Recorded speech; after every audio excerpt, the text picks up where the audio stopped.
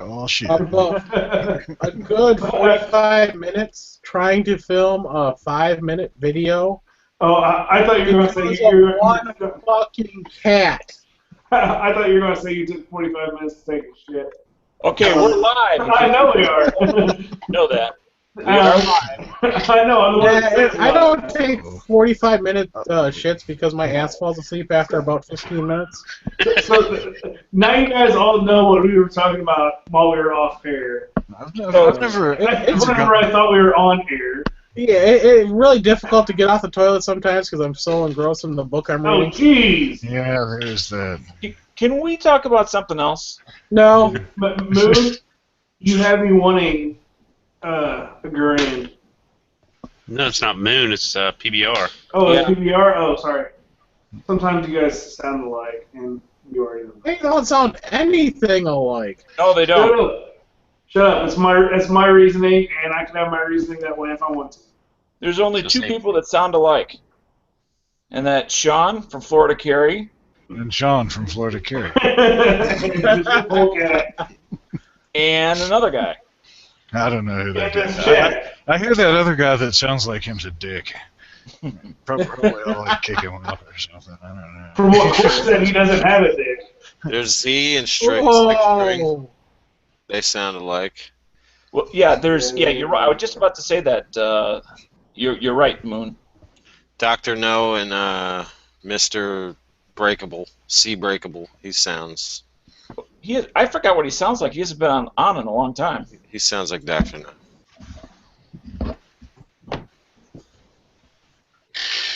I like your Think of him with a bit younger, I guess. Another guy we had on last night, too. Moon, is that your AK on Yeah. your Instagram? Yep. That's 107? Yeah. Purdy. Yes, it is. Yes, it is. I need to The best build one again. best picture we took so far. Love it. I ripped my Hungarian parts kit off the receiver again. I have another receiver. I need to build it up. It's going to be the third receiver that gun's been on. I'm almost tempted to buy one of those Nodak receivers in a parts kit and try to build my own, but I'm not quite sure if I'm competent enough to do it.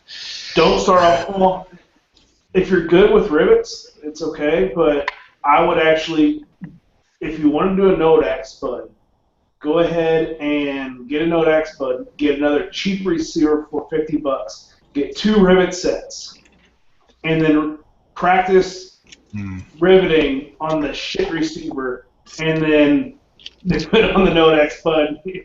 Right. Because I've messed up 3 receivers right now. So, yeah. Just because of rivets. Or, drilling holes in wrong spots. Just, like, less than a 16th of an inch off. So. I wonder if you could use like some kind of like heavy-duty Chicago screws instead of rivets. You know what I'm saying? Screw builds don't do screw builds. Oh, yeah. Yeah. Even with like Loctite and shit. Well, Loctite will still back out. I mean, yes, they will last, 1,000 rounds or something, but they will shake apart. What's up, Caleb? Hey, Caleb. What's up? Party can start now. I'm here. Yeah, break up the We're pre- already done, man. Yeah. Ended. Ended. You got to miss the toilet talk. I'm here all for that, the after party. We can bring back up the toilet talk. No, we don't need to bring up the toilet talk. I don't even think I like the sound of that, so we will forego the toilet talk tonight. Double ply versus single ply. Anyways, I think the most important thing is the ceramic throne is like a fortress of solitude at work. When the workday gets too shitty, you can just go take a shit. oh yeah, that's not how it works at my place. Like they'll page you like crazy while you're in the toilet. They can just wait. That's as far as I'm. That's exactly It's like, well, they're gonna be waiting. But anyways, just cutting down on that. So next topic. He has power. I'm just starting muting everyone. Let's So, Start talking Fuse, about what shit. fact? What fact Maybe did a you lobby pick? chat. Maybe a lobby chat. But I think there is some go Dick Worth, please. Yeah. strengths. But, So, You Foos, just left. I mean, I was talking to you about last night, but you weren't online. When do you want to do a reloading chat? Like, I'm not sure who all has. Right now! Could you guys set that chat to private so none of us have to I beg for it? yeah, I thought every chat was a reloading chat. no. Oh no, trust me. No, we could do one. We could try to get with. Well, according to Good Guy, everything's online and you don't need any of that crap. No, you but still I'm need just it. eager to ask somebody. Wait a minute, isn't it the same guy that bulged his barrel? Good point, Dennis. Very good point. Yeah, and I've double charged to 45 as well and blue grips out.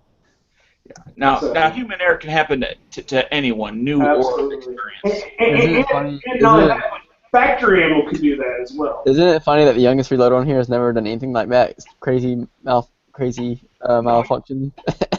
What it means is you don't have enough life experience to have a fuck up yet. You just jinxed the shit out of yourself. I've done it. I've done it once, and then from then on, I haven't had any issues. No double O's. No too little power. No nothing. I'm really Yeah. good. I mean that you're thinking exactly like young people, as if we're not as dumb as those older guys who are screwing No, I'm up. just saying it's ironic because usually those people have more experience, but also it's the probability increases. Like you said, the more you do it, the more likely something's going to go wrong. Yeah, I mean, I mess up stuff sometimes, but nothing ever that I don't catch or something that it's like you know, the worst thing I've done is put a primer in backwards, which is just really annoying because it's like crap. Well, this is no good. I can't even shoot it out. So I loaded a 223, and I had a little, you know how like the brass shaves off every now and again. I had Okay. one of those in the middle of my primer sheeter, and whenever I seated my primer, it ignited the primer. Oh, And I had a nice little blue flame go about 6 inches above the case. what press was this on? It was my Lee turret press, Oh, so it was underneath the powder drop. Yeah. There's one thing about one good thing about the Dillons is that if the primers, even if all 100 were to go off, it's like it's a really heavy metal like tube Mhm. that's vertical, so it just shoot a flame straight up in the ceiling above you, and it wouldn't. I mean, Right. it might put the heat off of it, but you probably wouldn't be getting set on fire or anything. Right. I always prime everything before I put the powder in. I don't like this Same here. powder okay. frame expanding die doohickeys. It makes me nervous. You don't like what? I don't like putting the powder in the same time you seat the primer. That makes me like hella nervous. So, There's presses that do that. It's separate. It's separate on the Dillon. You deprime, then reprime, and then it moves to the next station. Then you put powder in. okay, this is becoming a reloading check. Let's do that on. What's yours on Saturday night look? What'd you say? Saturday night? Yeah. Am I invited, or am I too No, gauche? you're good. But I know. But anyways, I do want to talk about. But we can stop talking about. Obviously, I'm we can not take that on for call, later. let's say. But I do want to talk about setting up a date for that. Yeah. I know you guys wanted to get one kind of going, kind of. I mean, not necessarily weekly, but I guess just some on some kind of schedule. Yeah. But Are you- I wanted to. Caleb, are you asking Foos out on a date? I was gonna say, yeah, this will be the first date I've had in like 12 years. That's gonna be like a 10-hour drive. I did. I don't know who's going to They be. need somebody for Friday. I guess I'll be able to. I guess I'll be hosting them. You'll be hosting them, and then I guess Good Guy, and then if anybody else. Yeah, I mean, That sounds like- there is a reloading channel in here, isn't there? Yeah, we've already used it before. Yeah, there is. We can just use that, and whoever wants to come in, can come in, and if you don't, there'll be lobbies out there. I just wanted to pass the word to you though, 'cause I know you were asking about it yesterday, Mhm. and me and Jacob and Jock, the ones who do the Young Guns podcast with me, they both of them said they would be real interested in doing it because they're both kind of newer reloaders and really into it. So Yeah, I mean, plenty of people around gun channels that would definitely be willing to join. I think. yeah, absolutely. What we could do is kind of start with the basics, starting pistol, and on a single stage, and just go there. Kind of do brass prep and yada yada yada, and build up. So it'll take 2 or 3 weeks to cover all the pistol. so you just don't blow through it. And if you want That's to do it my right, idea. that means you got to have pictures and do screen shares.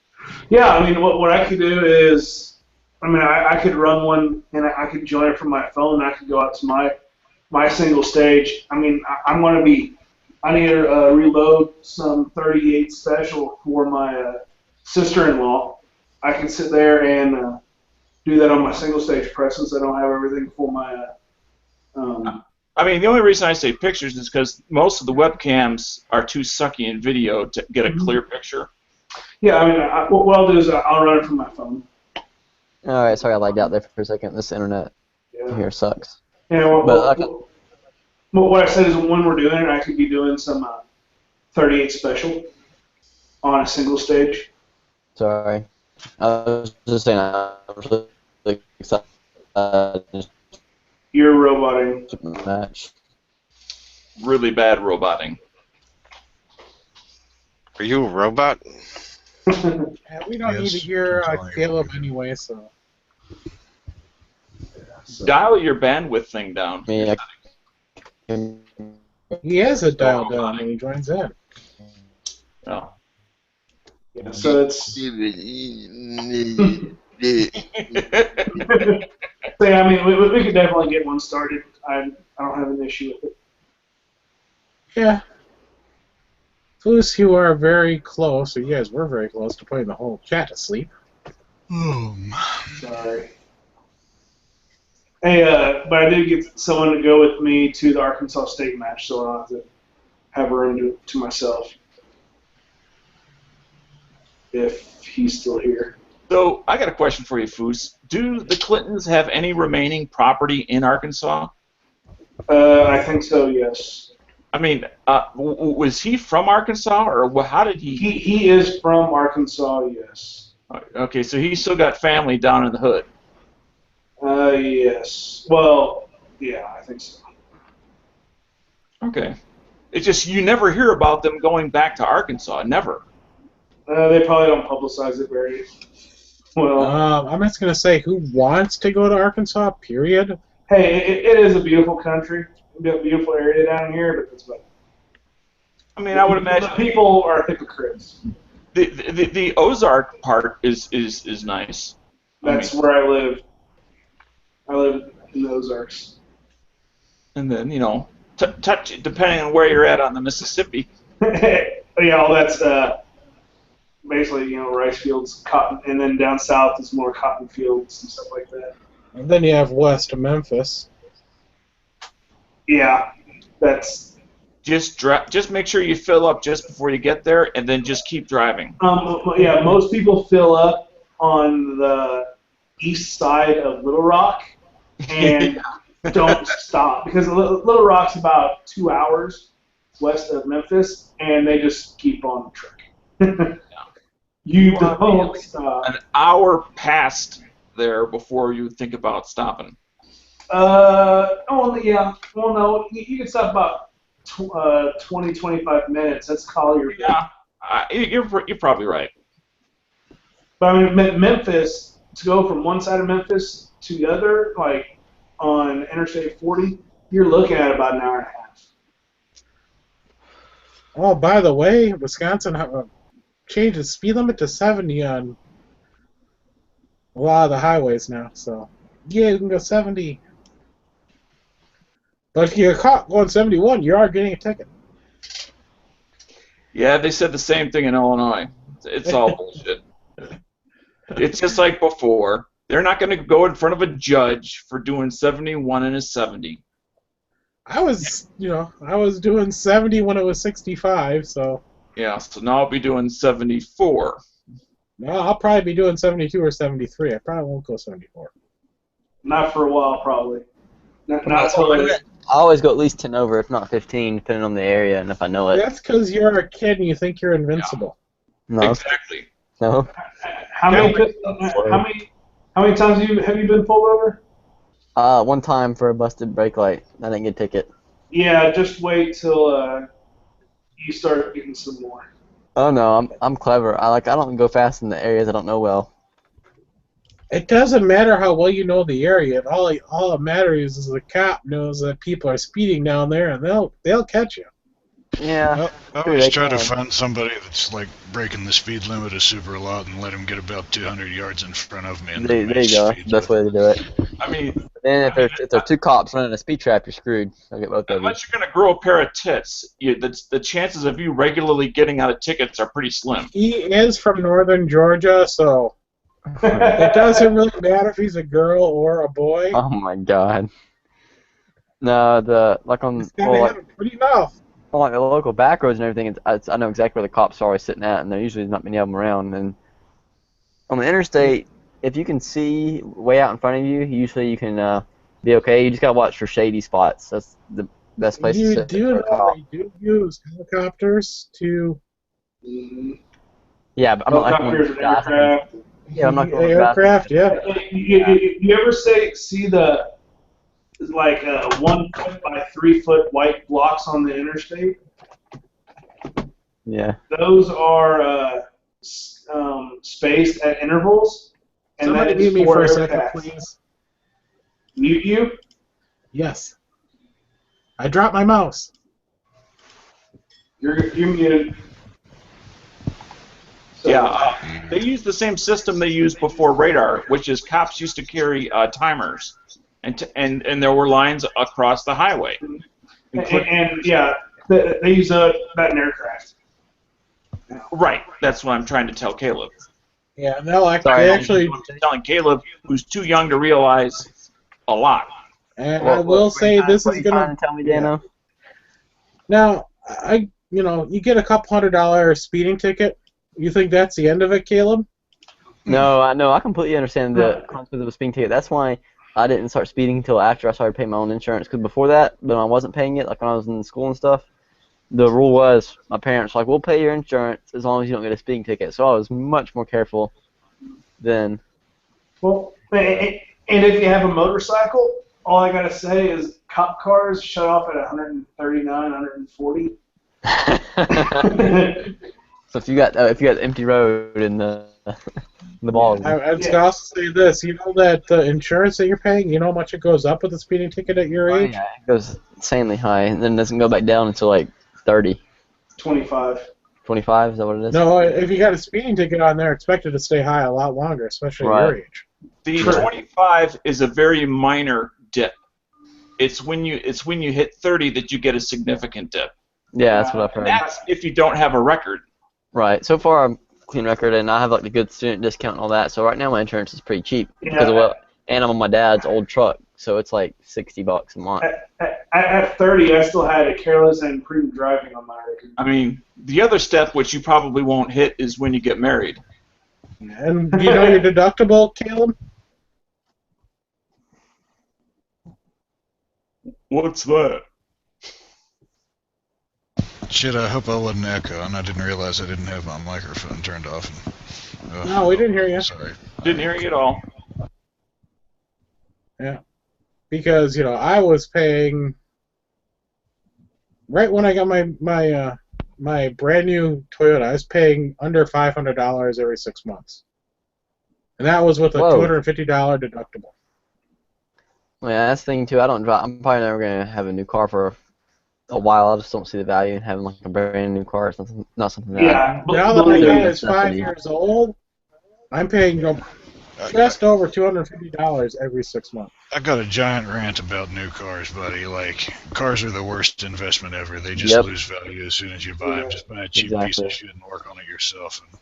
And, Yeah, that's what we've always done, and all vehicles we've had, my parents and everything. We've only had of all vehicles we've had. My mom, she finally got her new car after both my sisters left home because she wanted something smaller, like better on gas. So she finally got a new car. But before that, it's like the first new car they've ever had, and they've been buying cars for I don't look at a car as an investment. I look at it as a mode of transportation a means that is to an not going end. to cost me an arm and a leg if it does break down. the thing is Break that- down as often. Yeah, that's why I drive. I a was Delta. in the same situation you guys. I was using an old car, and some of the stuff I couldn't take care of myself. I could not fix myself. So, like welding in a new freaking gas line because the other one rotted. Well, one thing about a new car is if you buy it, make sure you drive it 10 years, and in the second 5 years, always act like you're still paying that payment. So after 10 years, you'll be able to walk into a dealership and pay cash for whatever you want, and then you're saving so much money. Yep. And that's what I was going to do until the bitch got in my life and started lying to me. So what we usually do, I mean, we have like vehicles that, like my dad has certain vehicles that he uses for certain things, like our big Ford truck. Like, I mean, it wasn't cheap. I mean, it's still an older model, but it's still not a cheap vehicle to maintain and everything. But it's for a specific purpose, like moving heavy equipment in our boat. But then other than that, like our commuter cars, we'll just find like a cheap 90s to early 2000s Honda or Toyota or something like that, and that's what we drive. And eventually they get to the point where they break down so bad they're not worth repairing, and you just kind of sell them. You think you're the only one that understands that those are good used cars to buy? What's that? You think you're the only one that knows that, gee, those are good used cars to buy because they are higher priced because of that exact fact? Everyone knows that. Yeah, the chance my Toyota being on the road without major work for 10 years is extremely high. Yeah. No, That's why I bought a Toyota. I didn't say I was the only one to know that. I was just saying that's what we've done. And I mean, obviously it's good. I mean, well, you have to be able to maintain them yourself. I mean, that's the main it's thing. If you reflected. don't know how to work on them, then It's reflected in why they retain their value. Now, and they're not an investment, exactly what Quirk said. No, they're not. They're like a dishwasher, or a clothing washer. You have to get one because you have to wash your clothes, but it's not going to go up in value. It's only going to go down in value. It's just a matter of how fast does it go down in value. But you want it to last as long as possible and go down in value as slow as it will. Yeah, I will run my car into the ground before I get a new one.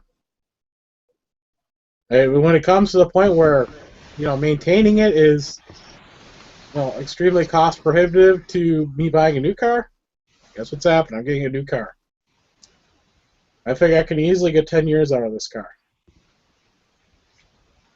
I buy a lot of $500 junkers and drive them for a year or two, and then sell them for scrap it when they break down. I did that for a long time, for about 20 years. I think 15 to 20 years I did that. And my current car is the first one I've had since I was, I think, 24, so that I wasn't at least 10 years old when I got it. yeah. And what I want to do, like whenever cheaper Honda or whatever, Toyota, for my road body. You were. Bad. Is it better now? Yes. Yeah. Internet. Okay, the internet's going back up. The bars here fluctuating. You dial down your settings? What's that? You dial your settings down? Yeah, I know he did because he can't see. Yeah, he can't see my screen share. Okay, but you have it all the way down? Yep. Okay. It's the internet here. I don't even think it's on the modem, but. I have a gun-related observation that may tie into this, and you guys will probably boo me out of the room or something like that. But when you go to buy a gun, a lot of people say, well, you need the best gun that you can buy because it has to work. But if that's the case, then why don't we all drive Mercedes or something? No, you have to buy a good gun. You don't have to buy the best gun. Right. And you it's not think Glock is the best gun on the market? No, nobody said that, Quirk. He said the best gun, and I said you don't have to buy the best. You just have to buy a good one. Exactly. That's what I'm getting at here. Is most popular gun is a Glock because it's reliable. It's not the best gun. And for most people, the definition of a good one is something that will work and is reliable, not necessarily that has all the bells and whistles. They want a Honda. They don't want a Mercedes. Yeah, but then there's high-point pistols. Those just work, but everybody poo-poos them for some reason. Oh, you can't buy one of those; it'll fall apart or something. Well, I mean, they work fine. I don't know. There seems. I mean, I'm just saying there seems to be a certain class of people that's always telling you that you need to buy the most expensive thing out there. Now a high point isn't a shooter. That bugs the shit out of me when people say that I have to spend $2,500 on a defensive rifle. I just want to say this about high points. I've never said anything bad about them besides that they're ugly. First of all, that's the only thing I said. They're reliable, inexpensive guns. but they're not meant to be a long-lasting gun. So it's not something you're going to take to the range and put, 20,000 rounds through. It's going to break well before you get to that point. Being expensive and being quality are not the same thing. Quality. That's exactly what I think I'm trying to say, but sometimes it seems like people get confused about expensiveness and, Yeah, buy quality. If it costs a little bit more, that's fine. If it costs a shit ton more, well, if you can afford it, that's fine. But as long as you're buying quality, it's all that matters. Yeah. But, I mean, after a certain high points are only good to a certain, maybe they run forever. Maybe you could take one into combat. I don't know, but I'm not taking the chance. So that's why after a certain pricing point, you're buying luxury. You're not buying reliability anymore. Yeah. Now, It can actually start going down from reliability standpoint the more you pay, because they're meant for. Yeah, but I'm going to make a general design that guns between, and I'm just going to throw out a general number, $400 and $600 generally are known to run fairly well, where guns south of $300 have a lot of question marks on it. Yet guns over $700 tend to have a lot of luxuries that really aren't required, but if you can afford them, it's nice. They may look nicer, they may have some additional options on it, may feel better, but are not necessarily more reliable. I'm done. Yeah, see, I've never wanted to use an uber expensive gun for a carry pistol or a truck gun or something like that. Just something that's cheap and decent enough to do the job, and then I can tear it up and it won't matter. You know what I'm saying? And then the expensive guns stay in the safe until hunting season or something, right?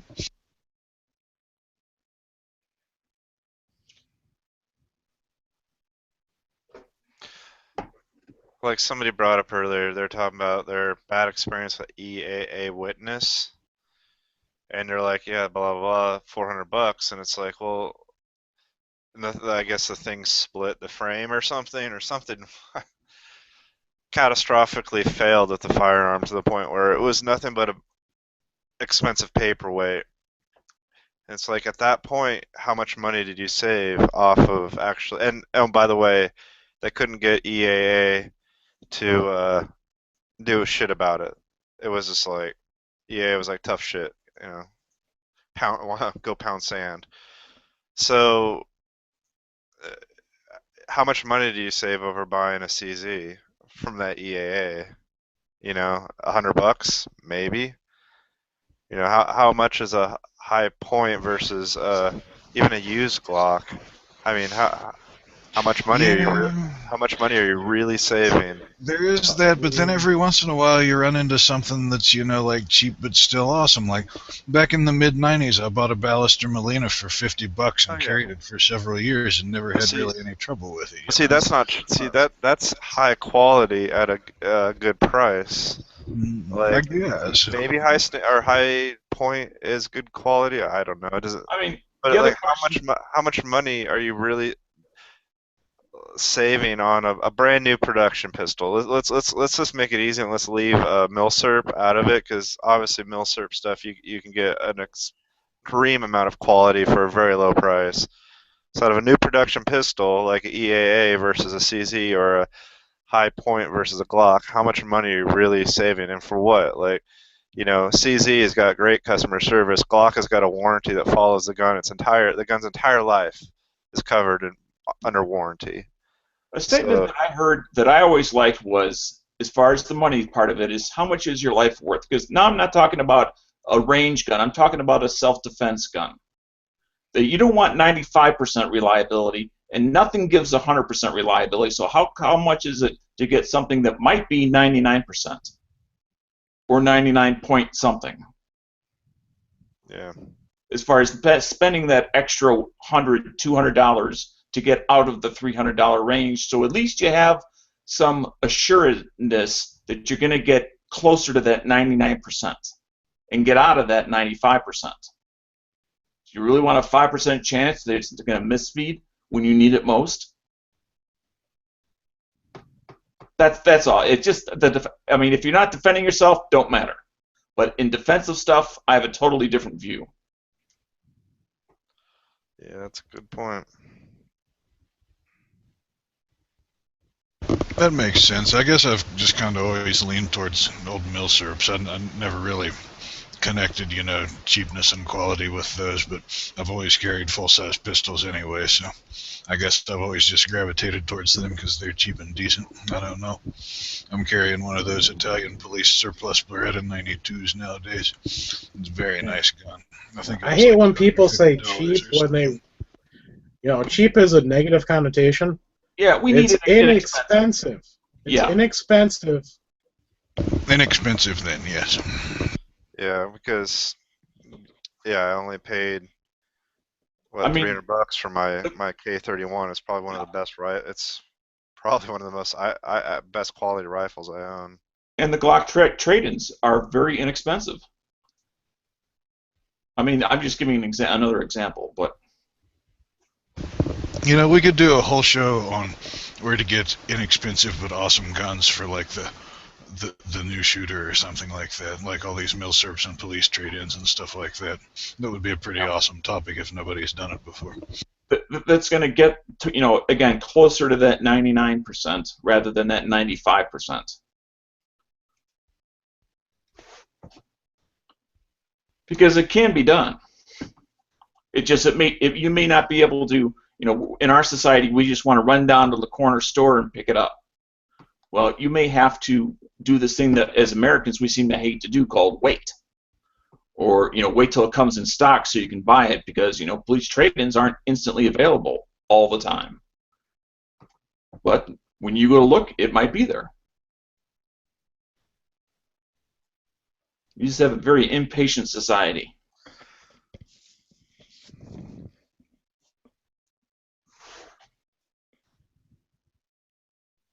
As everybody patiently awaits. Sorry, I'm still munching on pizza, so I've been trying not to turn my microphone on and gross you all out with my gobsmacking here. So PBR, I heard just briefly when I was listening to Matt's chat that you got your Garand in. Yep. So now you just have a microphone only, is that correct? You want pictures? Give me a second. Oh, okay. Well, that'll work. Yeah, I got it. It's best $700 whatever dollars. I talk about low price and high quality. Let me just put it that way. You take it. What did you pay for your Garand? 7 something. You have it from a couple angles. I guess. But it's also like I had to spend 20. I don't remember what it was, $730 or $750. And then I had to pay $10 here and $20 there and $10. Did you say you paid $750 for it? I can't remember if it's $730 or $750. It's one of the two. Did you get it through CMP? Yeah. Is it in decent shape? They're $730. Huh. It's $730. They're $730. Well, hell, I might have to get one if they've got some decent ones in again. It was $20 for my membership to Grand Collectors Association. It was $10 for Notary Republic to sign everything. I bought a cashier's check or whatever they're called. No, or is that it? Money order.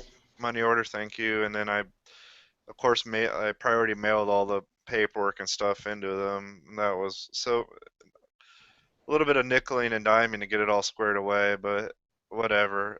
I got a rifle that was better than I could ever possibly imagine. No, Miss Polecat, if you're near their store, they have two. We found out, we were talking about this the other night. They actually have 2 storefronts. They have one in eastern Alabama, and they have another one in Ohio. I'm about in between those two, unfortunately. Yeah, so. That's a really nice looking gun there, PBR. It's got some dings on the stock. The metal's in very, very good condition. You mean it has personality, right? The only really wears up at the you can see it up at the bottom of the gas tube right there. Uh-huh. And then there's a little bit of wear and tear where it was obviously in a rifle rack. Right. And that, other than that, there's some dings in the stocks. A lot of the dings in the stocks are older. They've been with the rifle forever. There's a couple brand new dings you can see that probably happen at CMP, but I can probably fix those pretty easily if I want to fix them. I don't know if I really care. All right, what would you do? Like steam them out, or? I could steam them out or whatever. Yeah. There's a term I heard a while back called honest wear marks, basically from use and age, and those sort of things don't bother me in the least. Kind of Because it's not from abuse or something like that. It's in amazing condition. It So- looks nice. What year is it from? 1950. I thought it was 52, but Grandman gave me a link today that it's actually the very, very, very beginning 1953 is when it's from. So are you going to leave it alone or do anything to it? I'm not doing anything to it. Besides steam out the good couple way of it is. new dents. I might steam out a couple of the new dents that looks like CMP put in it, but Not going to put a adjustable gas block on it or anything? no, this is like, it's all, dude, I took it apart, everything in it is Springfield Armory, everything in it, like, makes sense, like, no, there's nothing weird, there's no weird, like, random, like, you can tell, it's not like a rifle that was put together from a bunch of pieces, is what Are I'm you trying going to to plan to shoot it a good bit? Oh yeah, as soon as I get to the range. Cool. Are you gonna get all matching for it too, kind of like you do with your AKs? Sling and. I got How did I that got happen? lock clips, and I have a bayonet, the correct bayonet. I need the to find hell? what? You all right, Dano? Go ahead. Here's something I can't say that just happened. What? Nothing. No, nothing about you.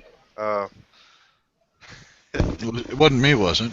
No. No, I figured out what Dano's freaking out about. And I don't blame him. So sometimes I think I'm a dick and I don't realize it. So if I'm ever a No. dick and don't realize No, it, just tell me. No, you're fine. You got a high bar to cross. If DB is at the top of that mountaintop, so get up there. Just kidding. Yeah, I'm gonna get the correct sling and I'm gonna do all that shit, but I'm not adding like a braille mount or any fucking tactical shit to it. I think that's a good choice. Plus, I was assuming I'd end up with like a mid-50s, like late production. Right, this is a Korean War rifle, so I'm definitely not gonna do anything to it, because correct World War II rifles are difficult to find, and correct Korean War rifles are getting more difficult to find. So I've been holding out for an international harvester grand. Been hoping I can find one at an estate sale or something like that that doesn't cost CMP had them for a $1,800. second, but they're gone. Oh, darn it. I ought to pay better attention to that place. I'm hoping that they'll just re-import all those grands from South Korea, and then we Well, can just buy them all I'd rich. rather not hold my breath. I'd rather just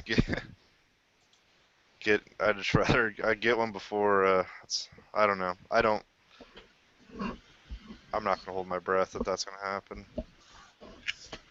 And I'm assuming the Korean rifle. I've seen a couple pictures of Korean rifles, and they're beating the living shit, dude. They've been hammered on. Yeah, Like guess that's I said probably earlier, man, the stock on that, man, just looks awesome. It's not bad. You can't see it. I don't know if I have a really good picture. You can see the dings in it. You can see them up at the front of the stock, not the handguard, but in front of the sling swivel. You can see a couple of them in the light right there. Like, I had such a good experience. I'm gonna buy another one, I think, from them.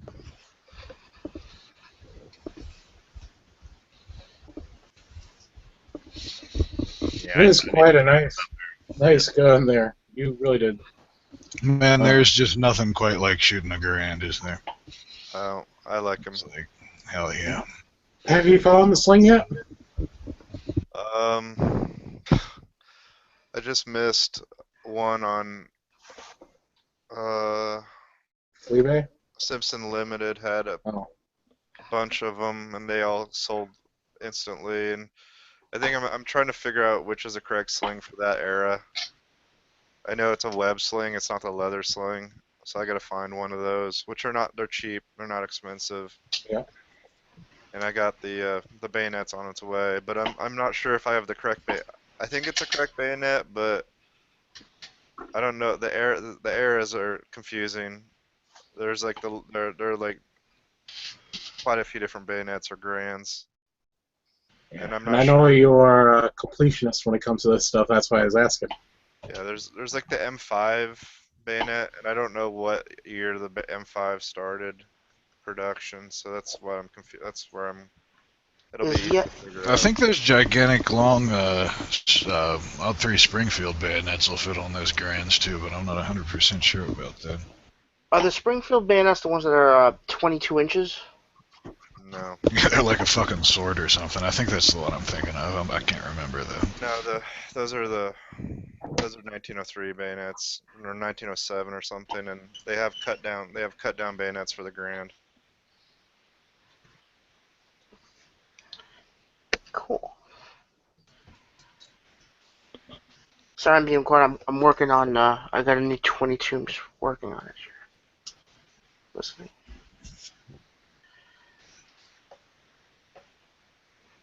Check that out, PBR. See if you like that.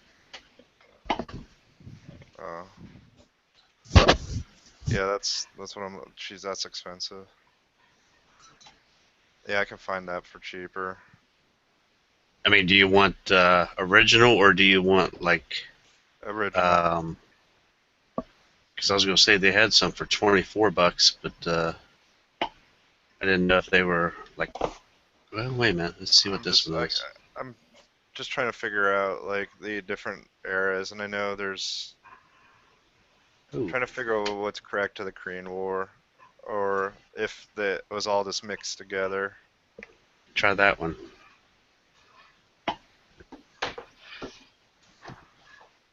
So PBR, I heard you also mention that now that you had all this paperwork stuff through, it'd be very easy for you to buy an additional one, and you were thinking about it. Yeah, I might do it. I mean, because it's kind of, as you've mentioned numerous times before, you've got we all realize there's a limited number of Garands originals available to us, and that door may be closing as time gets closer. All that stuff will dry up eventually. Yeah. So I was wondering if you were still in the thinking stage. I realize you've only had it less than a day. Yeah, it's a money thing. If I can get the money together, I'd buy another one. I had a good experience with CMP. They're not very good in communication, but whatever. Fuck it. Who cares? It's not like they didn't hang me out to dry or anything. I messed up a piece of paperwork and I didn't know if I needed to mail it to a specific address, and the lady never responded. So I just put a note and with the paperwork that I re-signed and sent it back to them, and a week later I got a notification via email that the rifle would be here the next day. That's good. Alright. Later, guys. Heading out, Chris. See ya. See ya. Good night. Alright, Cork's heading out too. I'm watching The Matrix over here. Multitasking. While my internet drops out, I'm watching The Matrix. I got a question. Does anybody know how to lessen the trigger reset, trigger break on a Ruger SR22? Nope. Never had one of those. Nope. I'm trying to figure out how to lighten this 9-pound trigger break. Will the po' boy trigger job work on those revolvers? I don't know. It's not a revolver. It's a semi-auto 22. Oh, okay. Oh, yeah. I got it confused with the other thing with Jake. I am dumb, right, Miss Kitty? Yes, you are, Mr. Lee. Yes.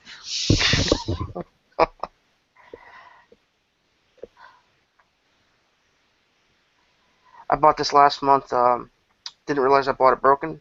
Anyway, Ruger fixed it, and now I'm just trying to figure out how to get the trigger reset. you get this, it goes 4, 6, and then when it comes down to the break, it's at 8 to 9 pounds. You measured that with a trigger pull gauge? Didn't have one that went to that. Right, that's really heavy. The, Is it fire? yeah, it hurts. I'd send that back to Ruger. They've got like lifetime warranties and stuff. I bet they fix you right up. You didn't check it out when you bought it? Did you buy it from a gun store or I got it used. Huh? I got it used. from an individual or from a gun store? Individual. Oh, okay. Yeah, it didn't have the trigger problem when I got it, but what I didn't know what was wrong with it is that the takedown lever on it was broken, and the guy did a pretty clever job on making it look like it was not. Anyway, Ruger fixed that, and but now I'm just trying to figure out this trigger rate. Yeah, mine clocks out at 7 pounds. I don't have a gauge that goes over 6 pounds or 7 pounds. Yeah. Yeah.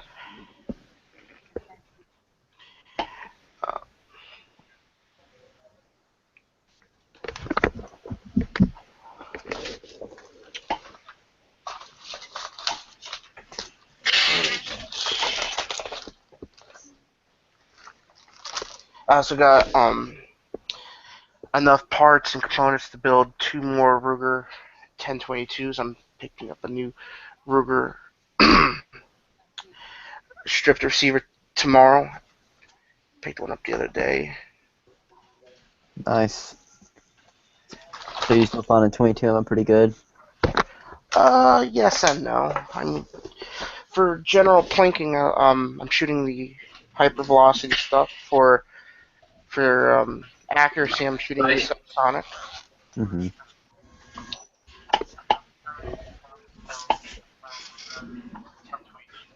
I found some the other day. I found some CCI, or no, it was Federal actually. It was copper bullets too, which was even better. And it was only like it was $4 for 50 rounds, which isn't bad at all compared to what I've been seeing. I've seen like upwards of $6-7 for 50 rounds, and I'm not paying that much. So usually when I see it for that much, I just skip out and don't even pick it up. At the little 22 competition shoots I've been going to, you know, if you're not signed up, they won't even let you in. But if you sign up and you compete, even if you suck, you can buy the 22 at the store there. Otherwise, oh, nice. Yeah, otherwise it's off limits, and it's usually on the Gander Mountains, like right behind the Gander Mountains. Well, that's pretty nice. That's pretty good, smart of them that pulls in shooters too for the match. Yeah. So like, if you just go in there like I'm gonna buy all this ammo, they will not have that. They'll tell you to get out. Right. But if you sign your name up and you shoot at a target a little bit, you can buy as much as you want. I got a picture I showed the other night. Excuse me.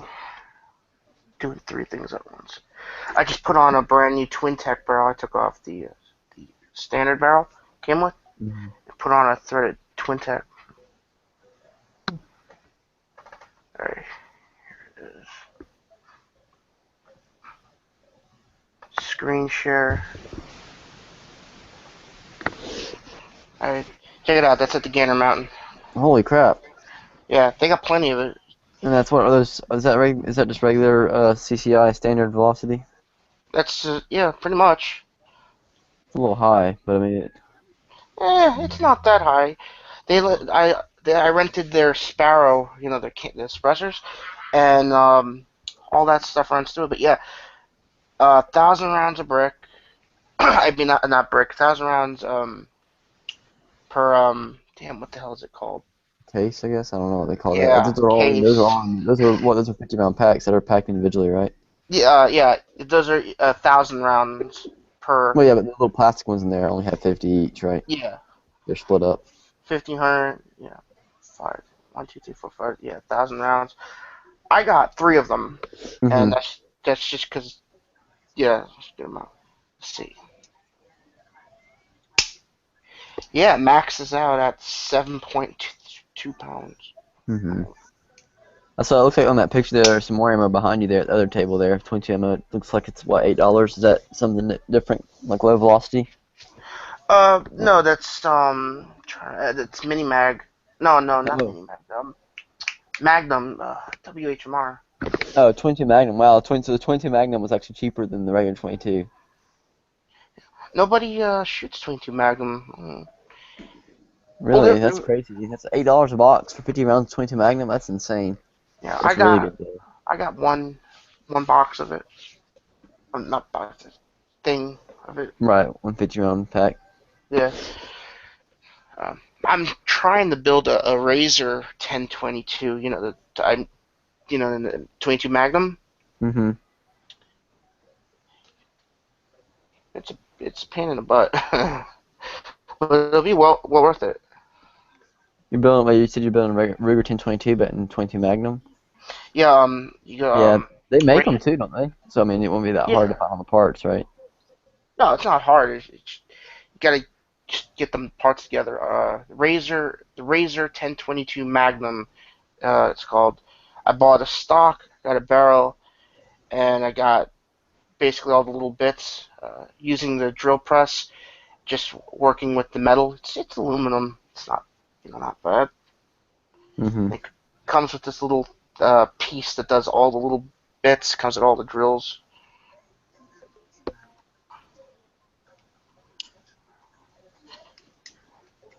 Yeah, I think I'll just call up Ruger tomorrow and ask them if they can send it back. Because I don't feel like filing down the parts. They've got really good customer service. That ought to work out, I would think. I started my giveaway. I got tired of waiting, so I started my giveaway, giving away some bulk ammo and that Hightower Armory 9022, P90 stock.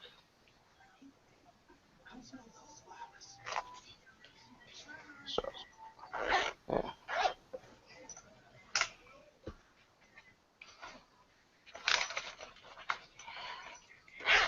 This new ammo, I got this RWS. This stuff is awesome. Are we talking about nail polish? No, RWS 22 long rifle. Oh, okay.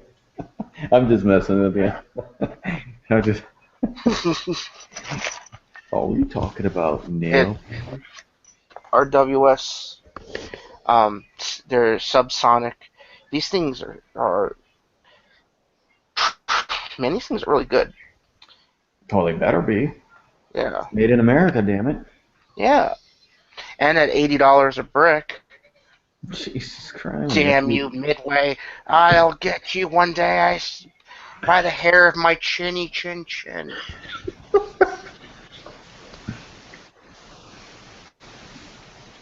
I got 4 bricks from Midway, $80 a brick.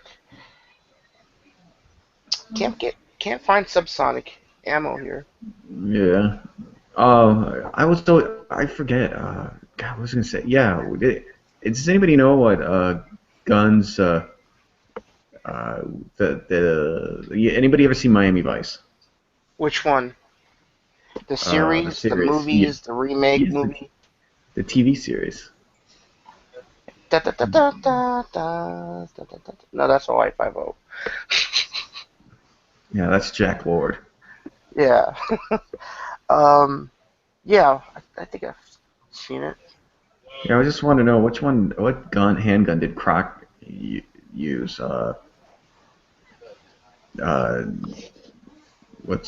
Croc. Let's always figure out what handgun he used.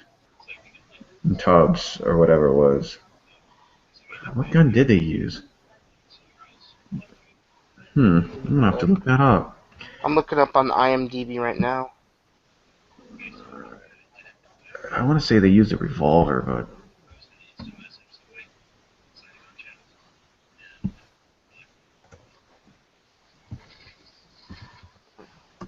Well, I can tell that I scared away everyone in here.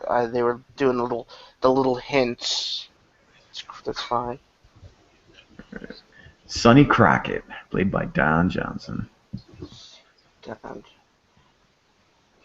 see, Miami Vice. I'm gonna ask my phone. Guns used in TV series Miami Vice. Oh, guess what? They even used a Sig Sauer P220. That's amazing.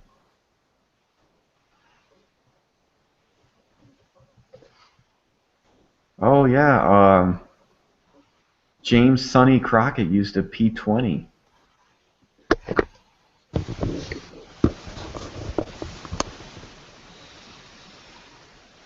Yeah.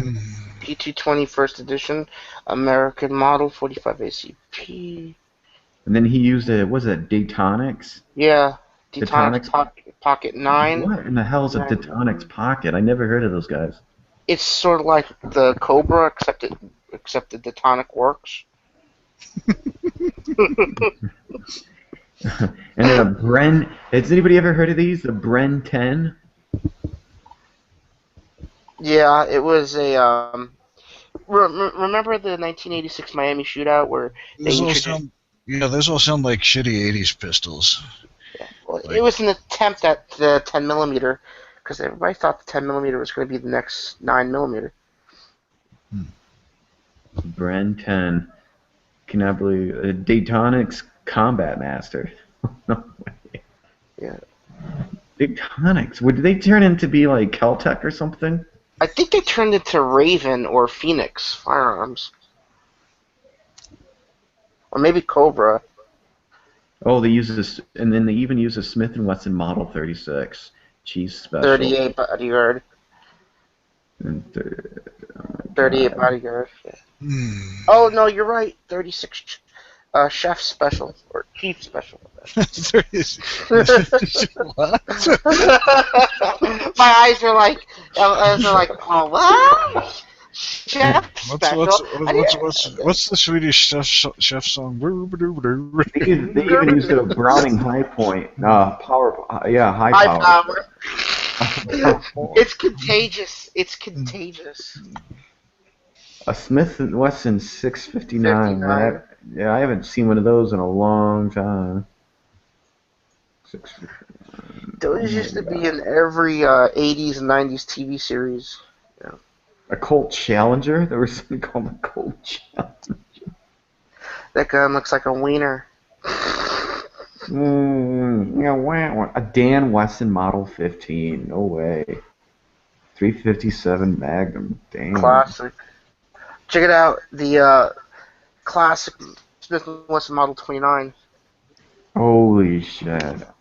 Now that's a classic right there, man. I don't see very many of those anymore. What, the regular old Model 29? What, are they getting rare or something? Yeah, the classic ones are, because the new ones are all overbuilt, super heavy, and they're ugly. Oh my god. Nickel Smith & Wesson Model 29 44 Magnum. What are you all looking at?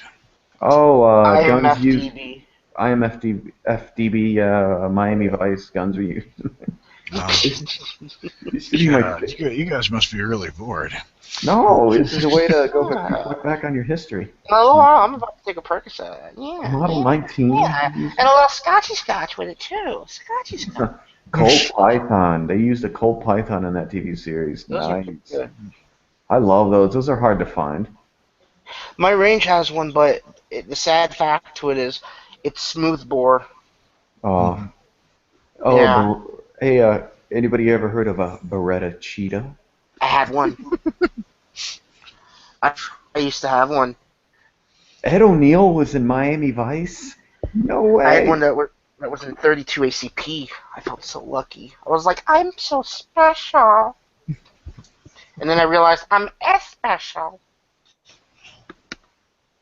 Beretta had some weird looking. Isn't the Cheetah just a 380 like Beretta Mini 92?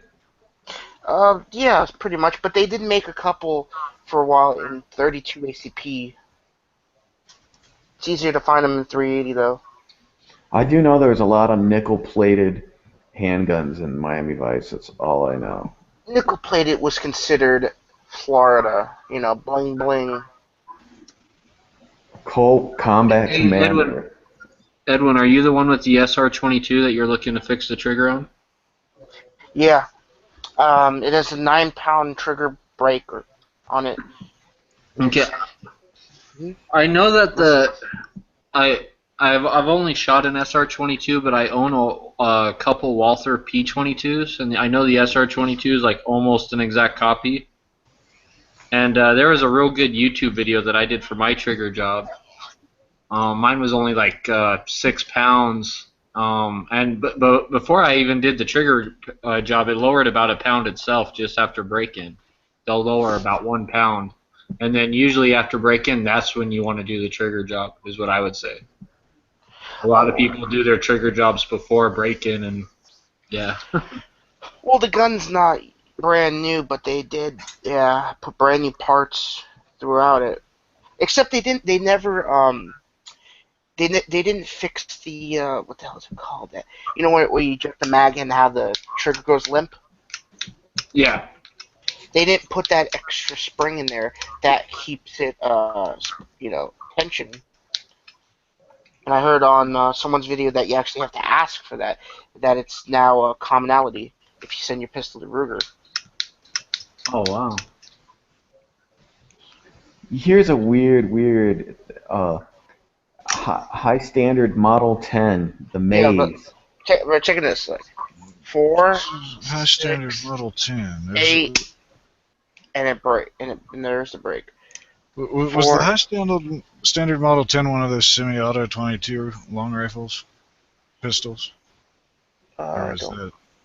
It looks like a bullpup. Like it's got like a bullpup on it. And Whoa!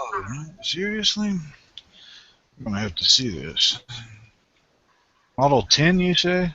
Yeah, high standard Model 10. Huh. Well, that's an interesting gun. I didn't know they made. Oh yeah, and then Beretta PM12S 9mm. Looked like a little grease gun. That's pretty much what they were. Sorry, I didn't realize it would be that loud. Oh, the Spanish Star. The Spanish Star Z62 submachine gun. Could I get the link to your video about the trigger job? Yeah, I'll find that. Thank you. I'm pretty sure the trigger groups are identical on those guns. Oh, you know what else I forget? I forget that Smith & Wesson actually had an SMG called the M76 9mm. Smith & Wesson M76. Wow. Here's the only high standard I've got. That was my granddad's high standard Sentinel. Granddaddy was lucky. Yeah, the gun. It's a nice little gun for its age. I think it was made in '52 or something like that, but it still shoots pretty good. He kept it in his barn for years and years. It was a big pile of rust when I got it. It's still got some that keeps coming back on the barrel, but the frame's aluminum, so it doesn't rust terrible. But it shoots pretty good with Remington Thunderbolt, strangely enough, but nothing else. I don't understand that. Oh, they even had a Ruger AC556. Government barrel with a folding stock. Nice. Oh, that's a bullpup shotgun, that Model 10. That's pretty freaking cool.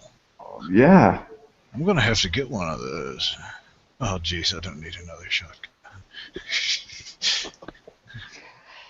How many shells does it hold? Let's see here. Oh, it's only got a 6 round with extension. That's and you forget that capacity there.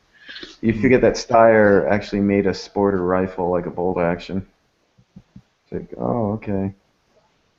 Winchester Model 70, nice. I used to have one of those. No, I used to know somebody had one of those. Anybody see Jurassic World yet? No.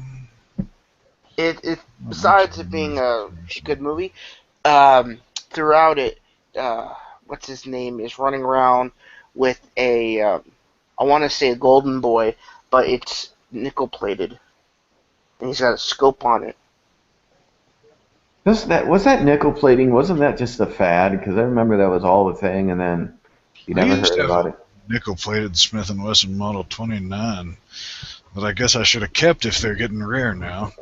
But I don't know. Was that a fad? I thought it was for like Nickel plating was a fad, but the fact is that the old style Model 29s are becoming harder and harder to get. You can buy a Model Twin from Bud's Gun Shop or whatever, but you're gonna get this gun that has where the cranes locks underneath. That I can't remember the name of the part. That part where it locks underneath, it extends all the way to the tip of the barrel now, and it's solid weight. Hey, you want me to tell you something that'll make you punch me in the face? What? I sold my Smith & Wesson Model 29 for $200. Oh no! Ow! Now I felt that. Many years ago, though, but still $200. Ow! Are you know, you're busting my balls, man. You're busting my balls. Yeah. You're killing me here, man. You're killing me. You're busting my balls. See, it was the 4-inch version, and it was magneported, and it was magneported badly. And it was the first pistol I ever bought. My rationale was that I could carry 44 Special in it for self-defense, but then I could still load it up with 44 Magnum when I wanted to go bear hunting. But it turned out to suck at both of those tasks, so I got rid of it and got 2 different pistols. So, yeah. See, the reason why I was asking about the whole Miami Vice, because for some reason I wanted to think that they were using Glocks, but that TV series was too early or not around. It was too early. The first time a Glock was ever introduced on television was Die Hard Part 2, Die Harder, and Bruce Willis, they actually got everything wrong. He said he was chasing the bad guys into the airport, and one of them dropped it, and he killed the bad guys. And he said to the chief, "This is a Glock 7. It's a porcelain gun. This costs more than your yearly wages."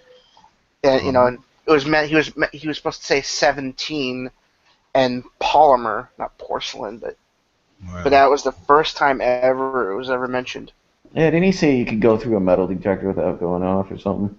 Back then he could.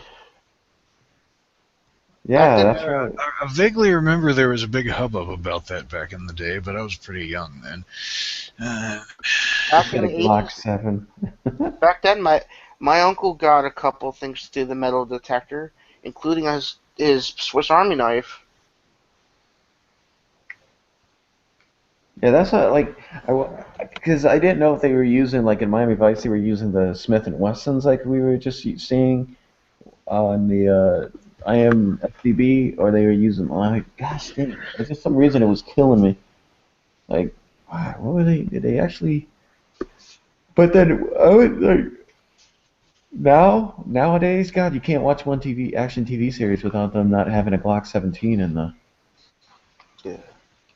Glock, Glock, Glock, Glock, Glock, Glock, Glock, Glock, Glock, Glock, Glock. Well, they're easy to, like, what I hear, they're easy to modify for like props and stuff. They're pretty much easy to. Actually, what it is it's compare a Glock to a Beretta and to compare the Glock to anything else, and it's just everybody knows what a Glock is, and it's extremely cheap to get a non-functioning blank Glock than it is a Beretta or the Taurus PT92.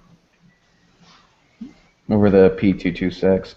Yeah, like for the longest time, Stargate television series, they used the PT 92 and the 96.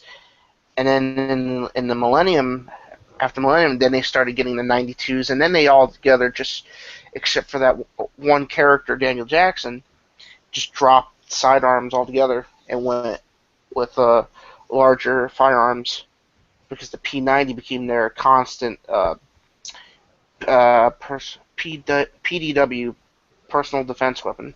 Yeah, well, and it also shows you, Edwin, like how far, like how much Glock is taken away from Smith & Wesson, because I remember, like, even in movies, those Smith & Wesson 629s, whatever. Mm-hmm. Those, what you'd seen a lot of those. I mean, I even see them in, Constantine, and then I would see, I'd see that Smith & Wesson handguns all the way through the 90s, for the most part, but then you'd see a little less of them, and they were introducing the Glocks in them and stuff when that Die Harder came out. Yep. And things like that, but it just was like as the years went by after that movie, like there around that time frame, there was less and less Smith and Wessons being used. I had one in 2007, and I got rid of it in 2008. I had no choice in the matter. It was either that gun goes or you go. I sold it for exactly what I got. You know. I can't find those 629s anymore online. Nobody really wants to sell them, and if they do, they want a whole bunch of money for them. Mine had the gold emblem on it too. You know, that little gold leaf emblem. So, what was? Nice case, everything. Okay. Yeah. Oh, what was Smith and Wesson being? Smith and Wesson was sued by Glock, wasn't it, for their Sigma? Yeah. You know, I still say that Glock could have just let that one go. You know, because I like the Sigma and I like the newer version, the SD9 VE and the SD40. Yeah, those are nice. Okay. They're more comfortable than Glock is. So did they improve over the Sigma over the years? Because now you can get them for like $329. Like they're really cheap now. Those Sigmas. Yeah. There were 3 generations of Sigma, and then after they're like, you know what? Let's not call them Sigmas anymore. They start calling them SD9s and SD40s. Yeah. What did it stand for? Sigma Defense 9 something. But the newer models, they don't break. They're pretty much the same reliability of a Glock. So what was it? They just weren't marketable, the SDs, and then they said, you know what? We'll just come out with the M&P. Oh, it was the fanboys, the Glock fanboys. They were just like, you know, boycotting the whole idea of a Glock clone. So they pretty much then came out with the M&Ps. I like the M&Ps. Oh, really? I'm a huge M&P guy fan. I used to be. My first handgun was an XD40. I love Springfield XDs. But I had. Yeah, and then I sold that XD because I had to pay some bills, and I regret that. But it was a nice gun, and I'm not an XD hater. So I mean, I'll if the opportunity presents itself, I'd buy an XD. But I went and got myself a Smith & Wesson M&P, and I fell in love with it because that was going to be my first handgun over the XD. But for some reason, I was reading some stuff, and it was it was reputable and everything. And I guess around that time, M&Ps were out no more than 3 years, and I was like, nah, you know what? I'll go get the XD, but that was going to be my first handgun, that M&P, but with the XD. When the M&Ps first came out, they had a real hard time getting some track underneath them. They had nothing.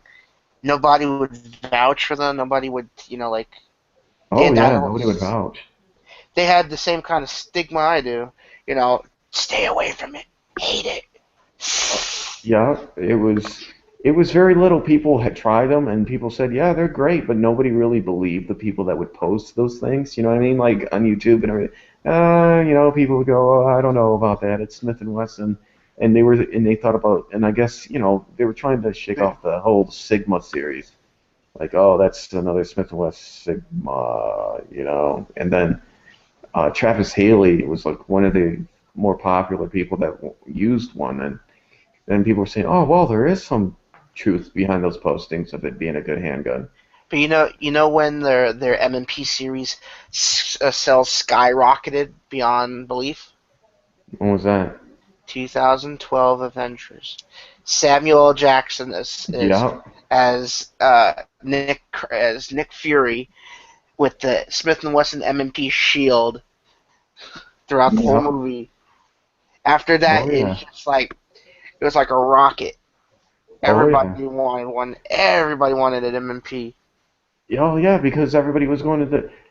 I mean, that's just a testament to you want to get your handgun out in the movies. You know what I mean? Because think what the movies did for Glock. When people said, "Oh wow, he's using a Glock," and then especially in Die Hard, oh, he was using a.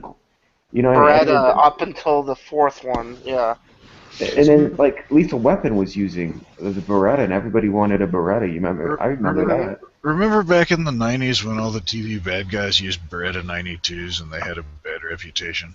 No. The bad guys always used other guns, the good like Max and Uzis. The good guys always use the Berettas. Really? Yeah. I will agree with you that I think the Avengers have something to do with M&Ps taking off. But I remember, though, Travis Haley from Magpul using it for his handgun dynamics, and then people, like a lot of the gun geeks like us, were like, "Well, maybe I gotta try it out," and then it, but then it really took off. Their skills got, and this adding to what you said already, but when the whole Avengers thing taken off.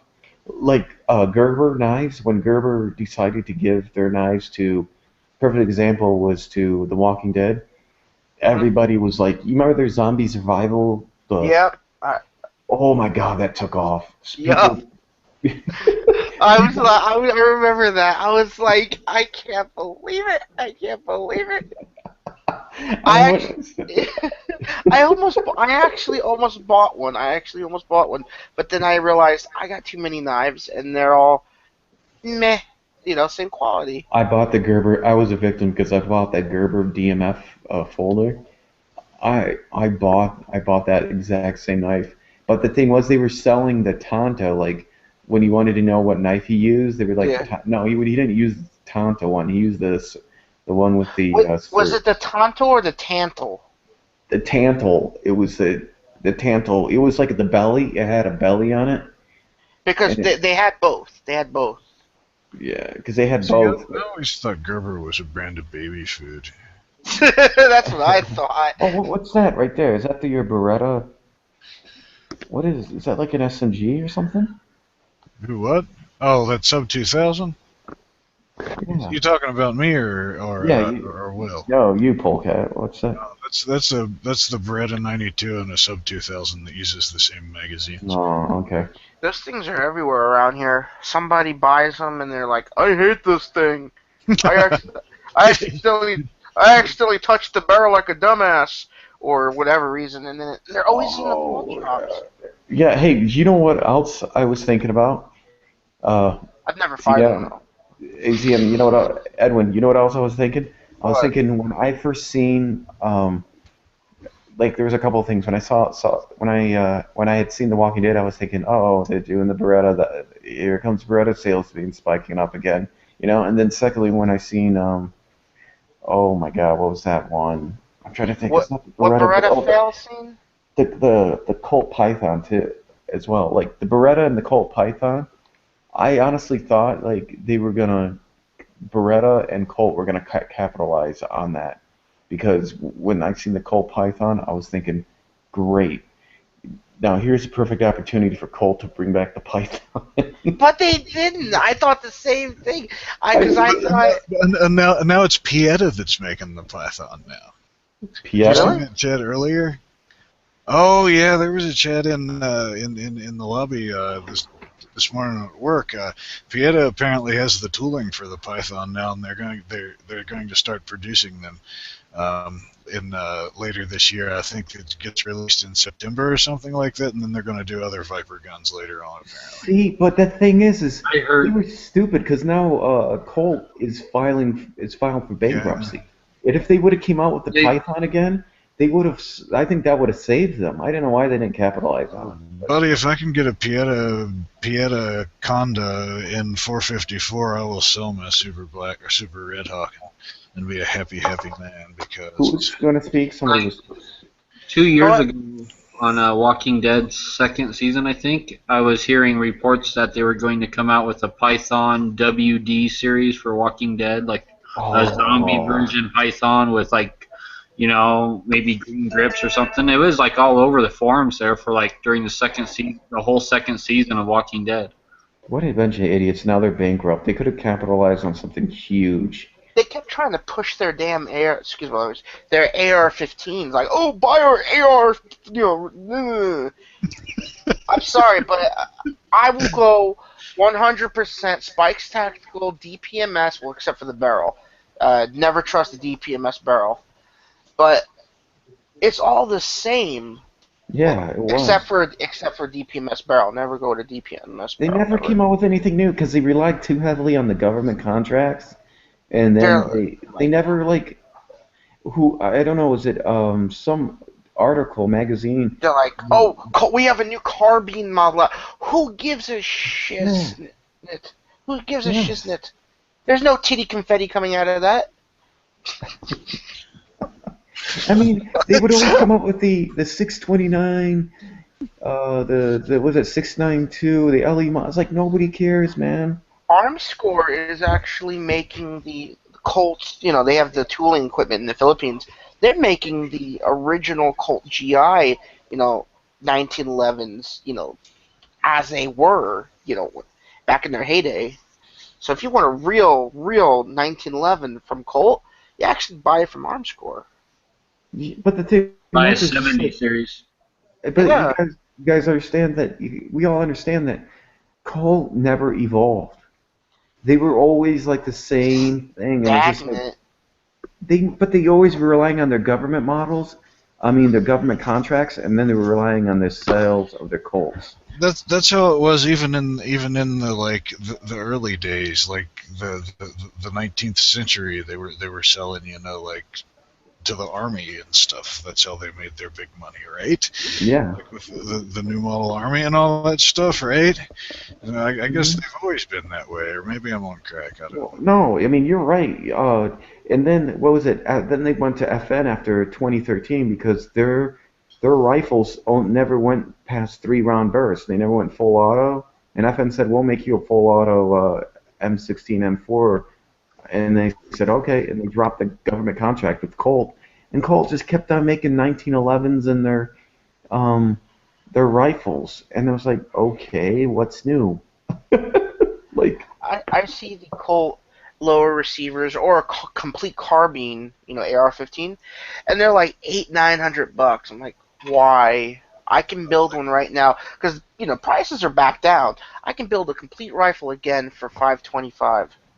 You can actually build it right now for under $380. There's this dude. You just proved me wrong. There you go. There's this dude at work that decided he wanted an AR, and he kind of doesn't listen to anybody and had to have the best. And he went out and bought a Colt AR for some ridiculous price, and then the bottom dropped out from under him. And I tried to tell him not to, but he did it anyway. I was like facepalm. So. But the thing was, people got smarter. The consumer got smarter, and they knew that the forged lowers and stuff. I don't know. There's too much ego there to learn, I think. When times got bad, I sold my extra ARs that I had, and I built them just because I was bored and I had some extra cash laying around and nothing would have hurt my living wise, bills and whatever. Built a couple extra, and when things got bad, I made a damn profit. I sold them for like $900 each. At gun shows. Yeah. I only got two AR-15s left, and they're my custom babies that I will never get rid of. Well, how many AR-15s did you have in the beginning? 12. Whoa. Yeah. Well, you gotta look at it this way. I bought 10 receivers in one go, and each receiver, because it was then at bulk, was a Spikes Tactical Standard, and that was $30 a pop. $30. I do have a bunch of receivers, but I've only built one of them into a rifle. I figured I'd just save the rest of them for a rainy day. But Hey, Zombie Master, I was going to say real quick, the problem with Colt, like more people got smart because of the forge markings. It's like, wait a minute, I'm buying a less expensive, lower receiver from somebody who gets their plate, their aluminum, their materials and stuff from the same place you do. So why in the hell am I gonna? So that's what I was just trying to imply. I know what you're talking about. I got a drill press. I can do exactly what you're talking about. Make my own. And that's not illegal. You can't ever sell it though. Yeah. Ever. But I was just saying because most like the Sierra forgings and everything, and people were like going, wait a minute, this has the same forge markings as the Colt does, so I'm actually getting a Colt lower for cheaper. Right? They never evolved. I'm gonna say it right now, man. They just never evolved. There's only 3 or 4 or so companies that make AR lowers, and then they just rebadge them and sell them. So you might as well just, like, Give us spikes or Delton. it's all the same, I guess, unless they have like certain tolerances that aren't met, and those are the cheaper ones. But I don't. That's what G-Webs was saying earlier. That some of those companies that when there's 2 or 3 companies that sell the same product, and one parent company owns them all, that they'll pick through, and the top of the line will be the expensive ones under the expensive name brand, and and the cheap and the ones with minor flaws or bad castings, they go to the cheaper name companies. Oh, I got you. So it's like buying apples. Like they're going like, oh, we'll take your best apples. And I don't know. I've got a bunch of Anderson receivers, and they seem fine to me. I mean, Mr. Anderson. Anderson receivers actually are good receivers. But they're like the cheapest ones you can get, though, right? Almost. Except for the polymer ones. But, I hate the no offense to those that said yeah, that. I don't want a polymer receiver. It's just I hate the polymer low receivers with a passion. I'm sorry, we're not there yet. We are not there yet. They're not reinforced with any metals. They're brittle and they don't. The lower receivers I have right here are reinforced. The polymers. Which ones are they? They're ATI, American Tactical Imports, Omni hybrids. I have 2 lowers right here, and I ordered polymer uppers from them today that are reinforced with metal also. They have inside the polymer frame. There's some reinforcement of metal mesh. Yeah. Yes. All around the whole buffer tube is all reinforced. The threads are all metal. All the way down to the rear takedown pin is all metal inside that polymer. And then the whole front of the upper is all metal too. As a metal. All right, that's good. That's good. I didn't know that. I didn't know they were stepping up their game. Yeah, I've been really into lightweight stuff and polymer, and every new one that's came out I've tried. And like I've had bad experience with New Frontier and Plum Crazy. Oh my God! Yeah, the first generation of Omni hybrids, I had a bad experience too. But when they come out with the new ones, I decided to give it a shot, and yeah, I mean they're tough. I already built one of them and put it on my M&P upper, and yeah, it's nice. My only complaint about them at all is that they have an out of spec mag well by about 4 thousandths, and so you get a little bit extra mag wobble. But if you do any kind of like a Duracoat or anything like that, you can make it up on the mags and inside the lower. I get you. With just Duracoat or Cerakote. But other than the mag wobble, that's my only complaint about them. That's it. They have great customer service. I will say that. I mean, oh yeah. The ATI. My uncle had bought an ATI, and he had a problem with his lower, and the guy got a letter from the president and said, fix it. And we'll fix it. ATI went a step above. They were in their first gen too, and in a lot of other polymers there's lots of reports of pin walking, and so these new ATIs, they have those anti-walk nuts for the pins, so they can't walk out on you. I bought the anti-rotation pins for my receivers just because I switched everything up internally to nickel boron coating, and with that, everything's a lot more smoother and less friction. So I upped everything up to the anti-rotation pins. Yeah, because I don't know, but anyways, to not beat a dead horse here, but there's some potential buyers for Colt, though. I mean, Smith & Wesson is looking at them, but they haven't had any buyers yet. But Smith & Wesson is in the market to buy Colt. Honestly, that sounds fair. If it's not Smith & Wesson, then it's probably going to be Armscore that buys them out. Because they got, everything they have to make an original Colt 1911. I just hope Freedom Group doesn't buy them. Yeah. I hope. I'd like to see Smith & Wesson buy them. Pretty soon there's going to be like one gun company in the United States, you know? Please don't let it be Glock. Please don't let it be Glock. I mean, it'll just be Freedom Group, you know what I'm saying? Like, that one dude's going to own everything. And then there won't be any competition and no innovation. And Who's Freedom? Is it Freedom Group? Who owns them? Oh, what the hell is the guy's name? Mark Twain.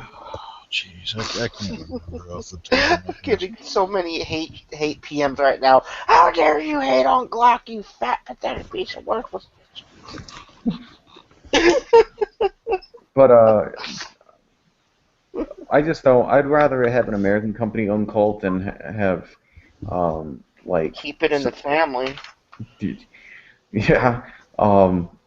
American. Yeah, because you know Hell, who's. I'd rather have Benelli Baum than Freedom Group or somebody like that. You know. So is Freedom Group, are they like an equity firm or something? Some private equity? They come around and just buy and liquidate? I don't know what they are exactly. Or are they owned by that, what's that guy's name? That mayor, New York mayor or something? Oh, God, please don't. No. It's that dude. He's like an investor type dude, and he owns all those gun companies. And what the hell's his name? If I wasn't so lazy, I'd Google it. But no, it's what's his name? Weinstein, something. Warren. Weinstein Feynman or whatever. Warren Buffett. Is it Warren Buffett? Hang on, let's. I'm trying to think it's Warren Buffett. Let's Google here. Or is it the same people that own Remington? No, Freedom Group is a division of Cerberus, and who owns Cerberus? I don't know. I don't remember the last Remington that I've. Stephen Feinberg. That's his name. Yeah, it's an American manufacturing company has acquired notable brands such as Bushmaster, DPMS, and Remington Arms. I knew it. Stephen A. Feinberg is an American financier. He's active in the fields of hedge funds and private equity. He is the founder and head of Cerberus Capital Management, LP, which owns the Freedom Group and Remington and Marlin and everybody. Yeah, they own TAPCO, Dakota Arms, Advanced Armament, Bushmaster. No wonder that Bushmaster's quality's gone down. Well, you just said 3 companies right there that I hate from experience. See, like Marlin and Remington, that was like cream of the crop back in the day, and now they're kind of like shitty, you know. Like, it'll just suck if Colt goes the same way.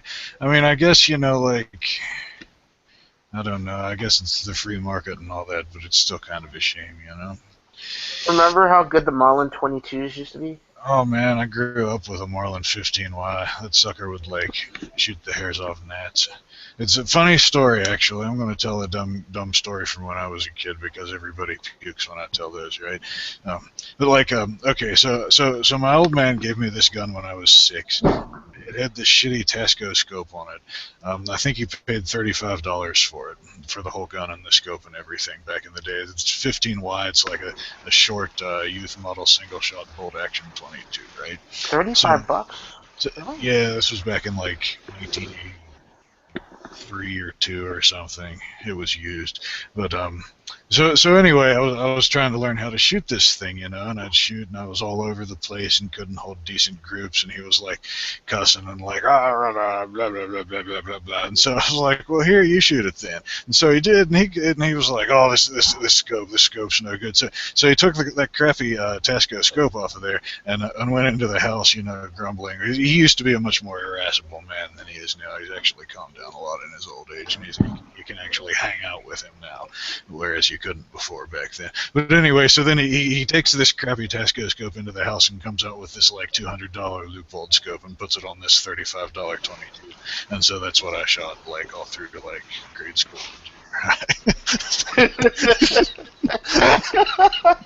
You're like, geez, Dad, overkill much? Oh, but that gun shot so well, it would like put him through the same hole if you had a decent rest, you know, like. But as long as you never cleaned it, if you cleaned it, the accuracy would go to crap until you had like a whole brick through it and it fouled the bore up again, and then it would start shooting good again. So Yeah. I'd like pull an oil patch through it every once in a while, but I never actually scrubbed the bore out with a brush or anything after I figured that out. Yeah. I noticed that, and I always wondered, like, what the hell is it about, a dirty barrel is a happy barrel? Like, what I thought it'd be like a clean barrel is a happy barrel, but no, a dirty barrel. So like the center fires, it seems like they get fouled to a certain extent and they get less accurate, but I think that's caused by the copper fouling, and you don't have that with a 22 or like the other rim fires, so you might as well just never clean the sons of bitches unless you have to. And Can I then just they'll say- shoot decent, right? Hey, Polecat. All I gotta say is what you guys said: a happy barrel is a dirty barrel. Now, can you say that in a strip club, honey? A happy barrel, the dirty barrel. That's right. Come down in Mr. A Polecat's lap. clean barrel is a happy barrel. Yes, clean my barrel. Oh, wait, this is live, isn't it? Oh, crap. Oh, I was gonna say though. What was it? God, I was Edible panties? I'm not wearing. Hey, never mind. gluten free. Not tonight, anyway. Yeah, Are those because I got hungry already. Are they peanut free? We're getting into something really disgusting. It is. Do they have monodextrose in them, or are they just corn syrup? They better be gluten free. That's all I got. Does this count as a calorie or as a carb? Y'all are wrong. It's just wrong. My poor innocent virgin ears will never be the same. I was such an innocent boy until I happened to. Until that one early morning at 1:13, everything changed.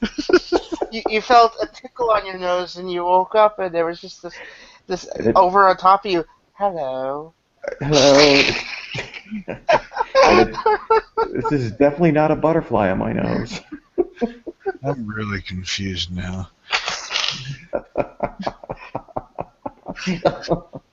Oh goodness. Well, I took my back med, so I'm starting to get a little giggly. Well, speaking of dirty noses, I'd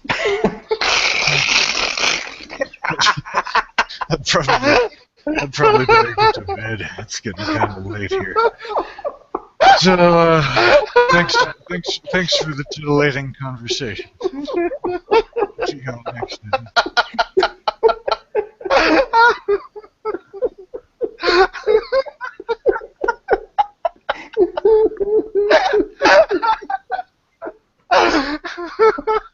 Dirty nose. He We're gonna knows go to best. hell. We're so going to hell.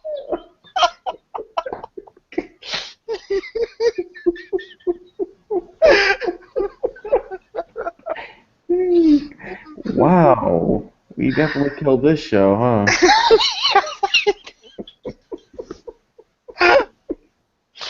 I'm the piece of cheese. I'm the stinky cheese. Everybody knows to stay away from me. Stinky cheese. Cheese. Cheese. It's good. Cheese. Cheese whiz. Getting funky with the cheese whiz. Sharp cheddar or provolone? Wow, I prefer Haley. Swiss. Honey, I'm like Swiss. I got a lot of holes. So how much money you got in your pocket? Jalapeno cheddar, sir. White jalapeno cheddar. Uy, muy caliente. Oh, anyways. Oh, Jesus. Oh, man. They call me Pepper Jack.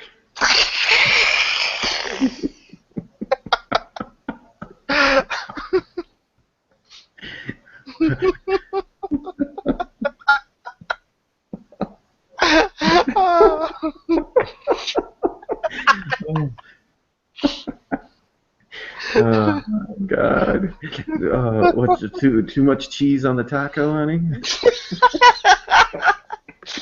Aspartame, a little too much cheese on the taco. Too much cheese on the taco? And it's sourdough. Can we get a price on Vagiclean. Vagiclean? We got a woman here, and she's baking a loaf of bread. And it's sourdough. Vagiclean. Ma'am, I can see there's no price on this. No, I got it.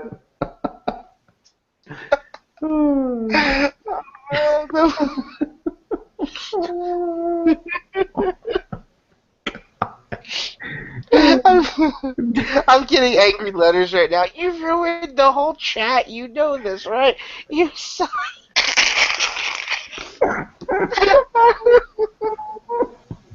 Well, somebody started off with a dirty nose.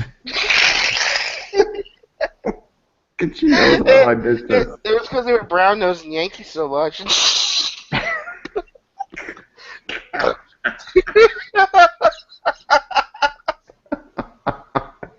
It was perfectly docked between his starboard and between his port and starboard cheek. Let's squeeze them together. I don't want to see no crack.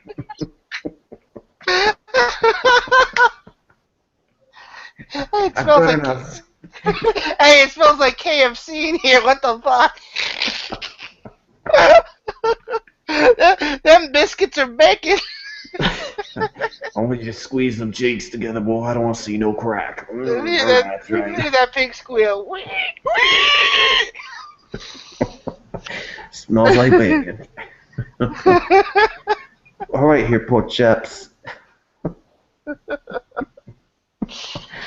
I like mine by the pound. Hey, now it's called the freedom of speech, and I have the right to say whatever I want. That's right. One little turd in the group is all, "Don't you dare! I'll report you to Yankee Marshal."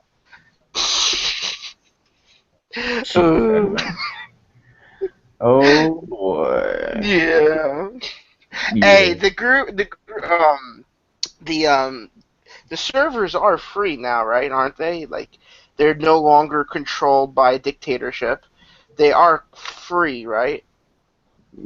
The servers at Olive Garden, yeah. I want some extra olives over here. It's Olive Garden. Where's my olive in my Olive Garden? Oh yeah, that's right. Yeah, come on, bring me some wet wipes because I don't want no croutons in my salad.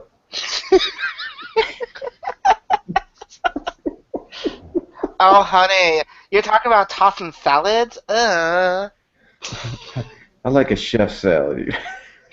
Jesus. Come over here, Jester. We've got the nice taste of popsicles for the children. Only at Olive Garden. Oh my God, man, that was hilarious. I think it started with the dirty barrels of Happy Barrels. No, it started with the dirty nose. I always think the Happy Barrel's a dirty barrel. So when you go to Cracker Jack's, like Cracker Barrel, do you go, hey, Happy Barrel, a dirty barrel, honey?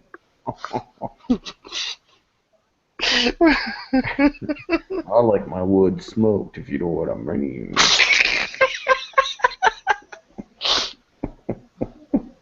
I actually had to buy one of those rocking chairs in front of Cracker Barrel. Oh, you did? Yeah, I sat on it and broke it. Holy Hey, and anyways, manhunt underway for gunmen who opened fire at church, Charleston, South Carolina church. Yeah, already, so that's old news, honey. What happened? Oh, some guy opened fire down a church. Gunman, I think there's something called, yeah. Hey, yeah, it was some local idiot. Local cops kill another African American teen. When are they going to stop doing this? He was walking home after purchasing a BB gun from a local pawn shop / gun store, and he had his headset on, listening to his iPod. iPhone, iPod. It just says iPod. The hell is that? iPod. Uh, Police say he refused to commit to their directions, so they shot him several times in the back. All right, good. Yeah, all right. Yeah, just makes total. Yeah.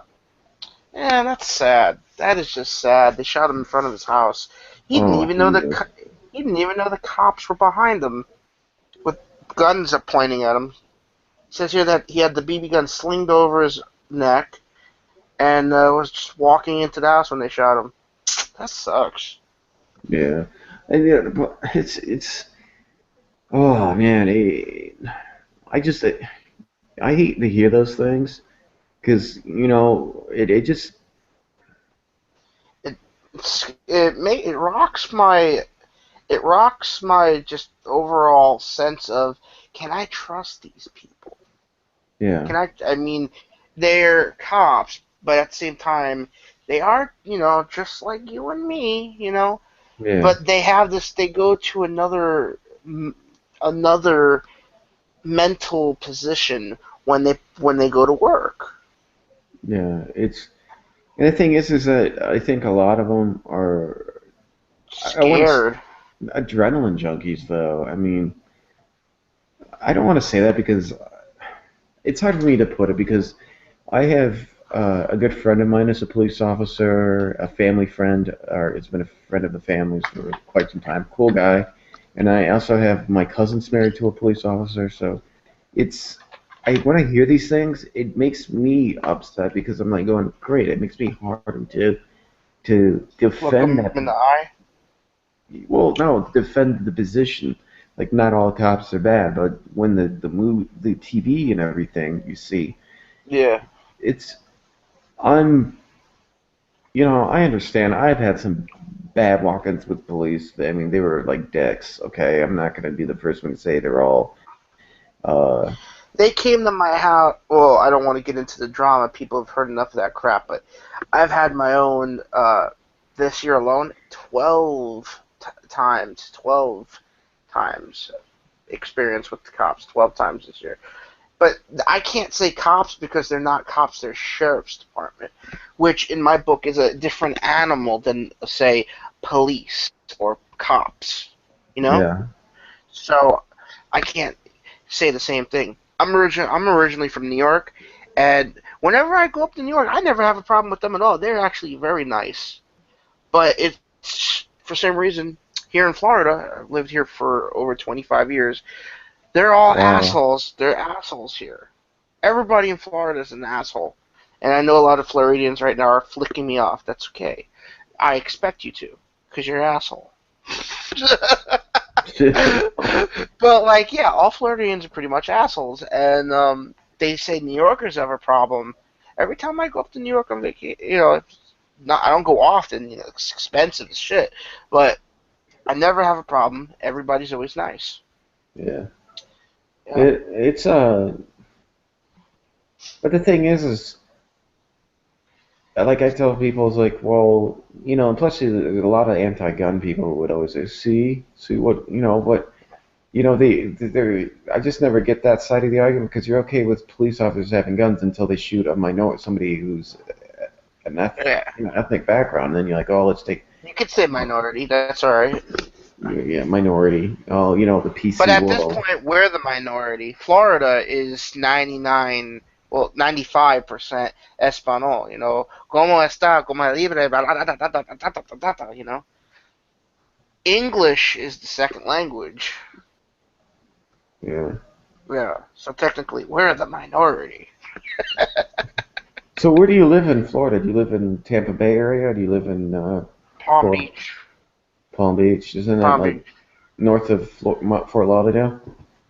I don't drive anymore, so my direction's pretty bad. But no, I think it's south. Okay. South. My dad lives in Miami, so. Oh, Miami is south for me. Miami is 2 hours south. Yeah, my dad lives in Miami, my uncle lives in Miami, and my grandmother does, and then Miami, yummy. Tampa Bay. Yeah, that Tampa Bay's north, Miami's south. I'm in the middle of nowhere in Nowheresville of everybody here is an assholeville. Yeah. How far is your closest gun shop? I don't really like telling where I go because Well, I mean, like how close is it? You don't have to give a name, but is it well, like I don't really like giving out the information, not even in distance, because there's someone that even though he doesn't bug me that much anymore, okay. I he'll gotcha. Okay. he'll still figure it out by using Google Map. Okay. I gotcha. All right then. But Cool beans. But I can give one out. By the Gander Mountain, which there's only one Gander Mountain area. When they close up for, they'll say renovation. I'm using the air quotation here. Nobody can see. I'm so stupid. But they'll say, closed for renovation or closed for, whatever. Meanwhile, there's actually a 22 shoot going on, and that's when I'll go. And it's actually not that stressful, unless they decide, well, let's open up to outside, which then it becomes stressful because it's too damn hot. Yeah, I got a guy in the mountain here where I live, but it's not. I mean, Gander Mountain's okay, but they can be expensive for a lot of their stuff. Well, whenever it's a 22 shoot or a shoot in general, because on one side there's the 22s, and on the other side, like 50, about 50 feet, maybe 60, they're shooting 223 with suppressors and stuff. That's where I get to rent all my suppressors. And I'm working on my own, actually. I'm waiting for my Form 1 to come in. I did it the legal way. Don't worry, I did it the legal way. Oh, I know. People have been on my ass lately about that. But it's not that hard, really. It's just you got to keep it a secret, and I made a mistake of letting a friend know about it. And now it's already out there, so I can talk about it now. But yeah, you get $90 for a trust. You take it to the bank. Literally, I went to Chase. You get a clerk, a notary, a couple witnesses, all from the bank. That it's legit.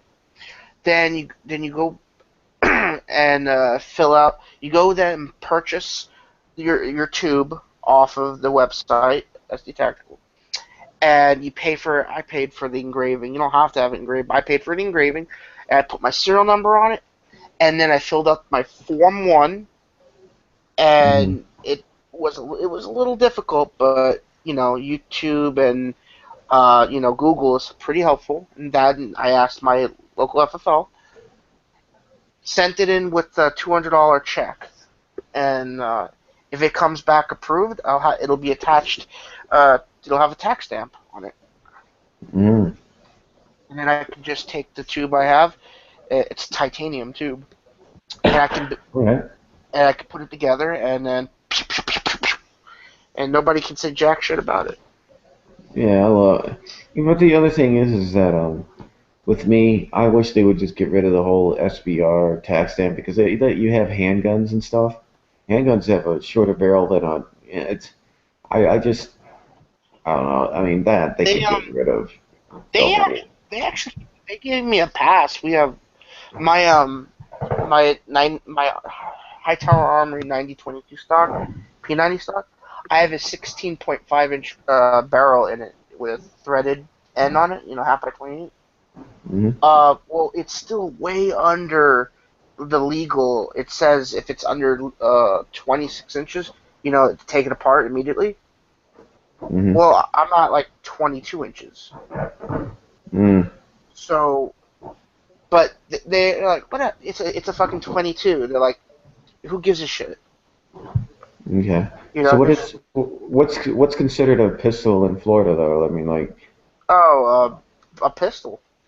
But like what the inches have to be in Florida for it to be considered a pistol, or? Can't have a stock. It has to be a handgun, basically. Be a pistol.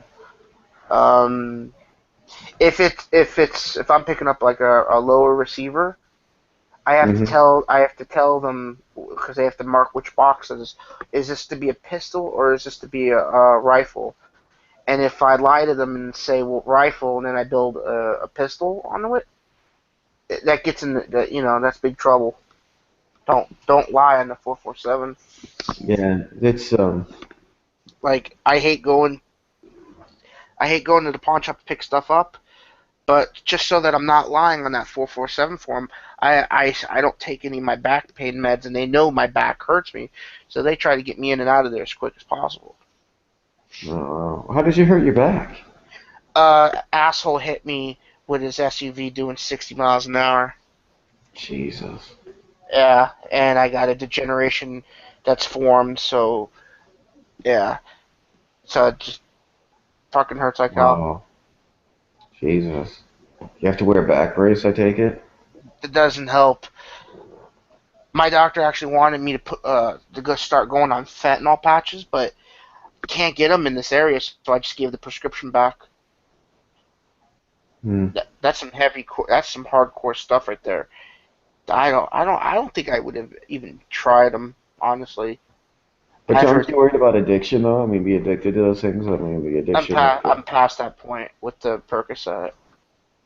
Okay. Yeah, I'm past that point. Besides, if I ever had, like, no more, I've done it before. Basically, just I have to stock up on Tylenol and increase my my Xanax and mix it with Tylenol, and then after a couple, like 6 weeks, it'll the addiction what do you call it, the chemical what the hell is it called, everything will go back to normal. Okay. Yeah, I've been there before. Because I'm just saying, I know a lot of people that not a lot of people, I want to say a couple people that one end up committing suicide because they got addicted to Oxycontin, and then because of pain meds, and for a regular, like, broken leg, and he went, he lost everything because he just wanted more and more and more and more, and to get a bigger fix, and he ended up, and then another person I know who ended up just losing it. So I'm like, pain meds for me, and I'm like, oh man, I'm just the addiction for me is just what scares me about painkillers and stuff. I should have back when this whole thing started, I should have increased my meds back then so that I wouldn't have gained all this weight, because the weight gain in itself is hell on everything. Mm-hmm. Yeah. Jesus. Yeah. But no, I was there once where they told me no more pain meds. You have to learn to deal with it. Back when I first you know what a patella is? It's your kneecap. Patella. Patella, your kneecap. Oh yeah. First time my patella blew out, along with the tendons and everything. Mm-hmm. I couldn't walk. I was in a walking cast, still couldn't walk.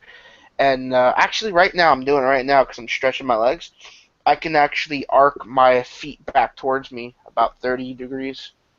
Whoa. Never got the surgery. In fact, my back requires surgery, but I'm not getting it. Like, what do they want to do? They want to put, like, screws? They want to do a fusion. Oh, okay. They want to. I don't know. Not covered. Jesus. But yeah, basically, where the pain is and where the I got a picture. I got all these open windows because I got a bunch of bootlegs. I already watched Lost World 3 times. I mean Jurassic World, not Lost World. Jurassic World. And I watched. Where is it?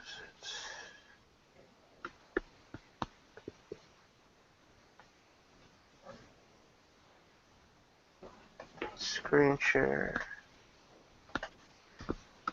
Can you see that? Hold on. Yeah, now I see it. Yeah. You see all that inflammation towards the lower lumbar? Like down at the bottom where you're near your tailbone? Yeah. That little pieces the tailbone, but yeah, you see where it curves at. You see Yeah. all of that inflammation, It's the where is it like the all that white shit that looks Yeah. like it's veining out in every direction.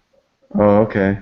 Yeah, that's all inflammation. Oh, Jesus. See how, and you see how big how separated the discs are towards that curve right there. How they're so separated, but they're touching at the points, and then you Yeah. see some little hairlines there. Yeah, all that. It's not the all the way to the back where it's like white. That's just cellulite, fat. But that's all, that white line is all inflammation. Jesus. Yeah, use your Corsair. If you shield your Corsair, I see where the inflammation. Yeah. Your little Corsair. So. All of this right here. Oh, okay. Yeah, all this. Oh, wow. This disc right here specifically is fucked up. This one, this one, and this one. So they want to fuse those together? Yep. They basically want to make it so that I'm permanently at an upright position, like attention, Yeah.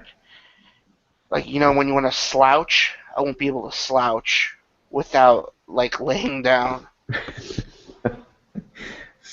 Such a slouch. No, I'm not. I'm a stand-up guy. Oh, no. So you gotta they want to do that. Well, how long is the surgery and how long is therapy and stuff, physical therapy? I would think know. they put screws into your back, whatever, and just what I mean. They would use titanium rods if I'm lucky. But Wow. screws. Ooh. Here's another one. This one is a different shade. You can see how the cloudiness. Mhm. See how it looks kind of like fire. See it swirls up in there. Mhm. It looks kind of like fire, and then there's white along this. It's all swelling. Jesus. Yeah, I can't stand. I don't give a shit that people know. I'm about to get a rascal or something because I can't walk or stand one 3 to 5 minutes at a time these days. Okay. So do you use a walker like a? Yep. Okay. Although what sucks is my stepdad took it. He's just fucking around with it. Damn, he snapped it. Fucking asshole. So I have to get another one. Wow. And they're expensive. Yeah, because you see the little walkers are like four, you know what I mean? Like people lean on them and then they just.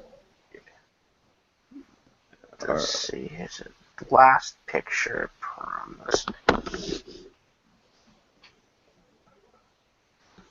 But isn't if yours were caused by an insurance accident, doesn't the insurance, person's insurance cover it? He took off. I was getting the mail. I was leaning. And this is something I can't do ever again. I can't lean. When you lean down, you get the mail. Yeah. I can't lean that way ever again. Ever. That really sucks because I had an incident at my doctor's office where I'll fill the cup up, and I went and tried.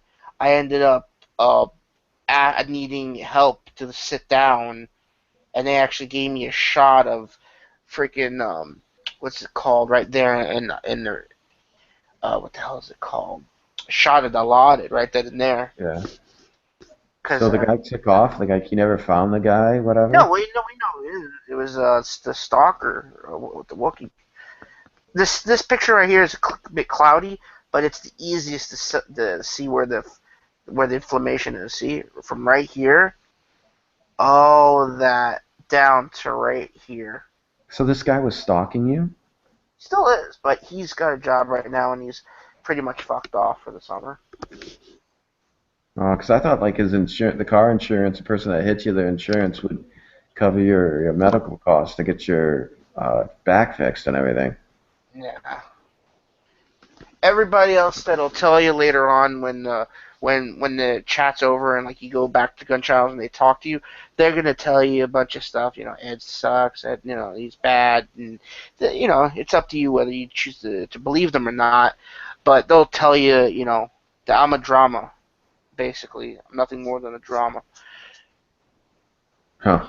Yeah. Okay, well, I mean, all right, well, whatever. Yeah, it's like whatever. But yeah, El Stockerino hit me with his SUV, and while I was getting the mail, my neighbor woke me up, like, "Hey, you there? You there?" And I'm like, "What happened?"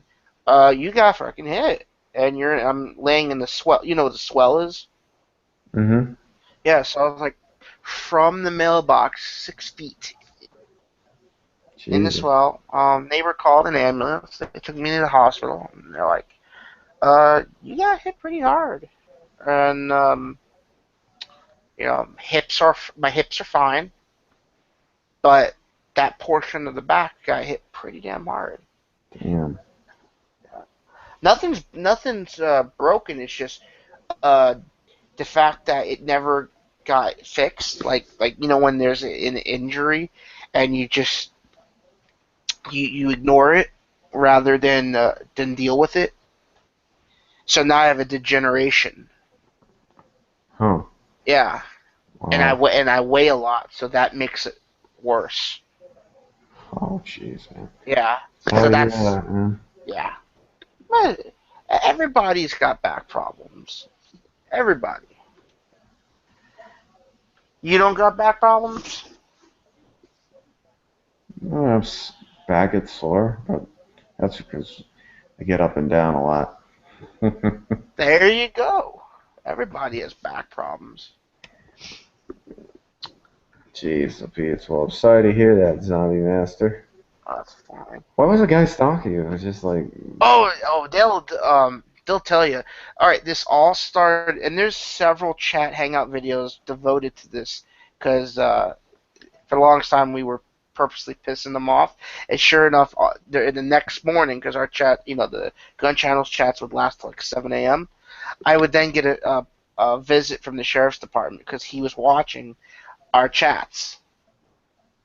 Mm-hmm. Yeah. It all started over a Mosin. He botched one of my Mosins that I needed help finishing, and he just never let it go. Wow. And because he was such a liar and ripped me off, and it wasn't just the Mosin, it was also an AR-15, one of the extra ARs I had.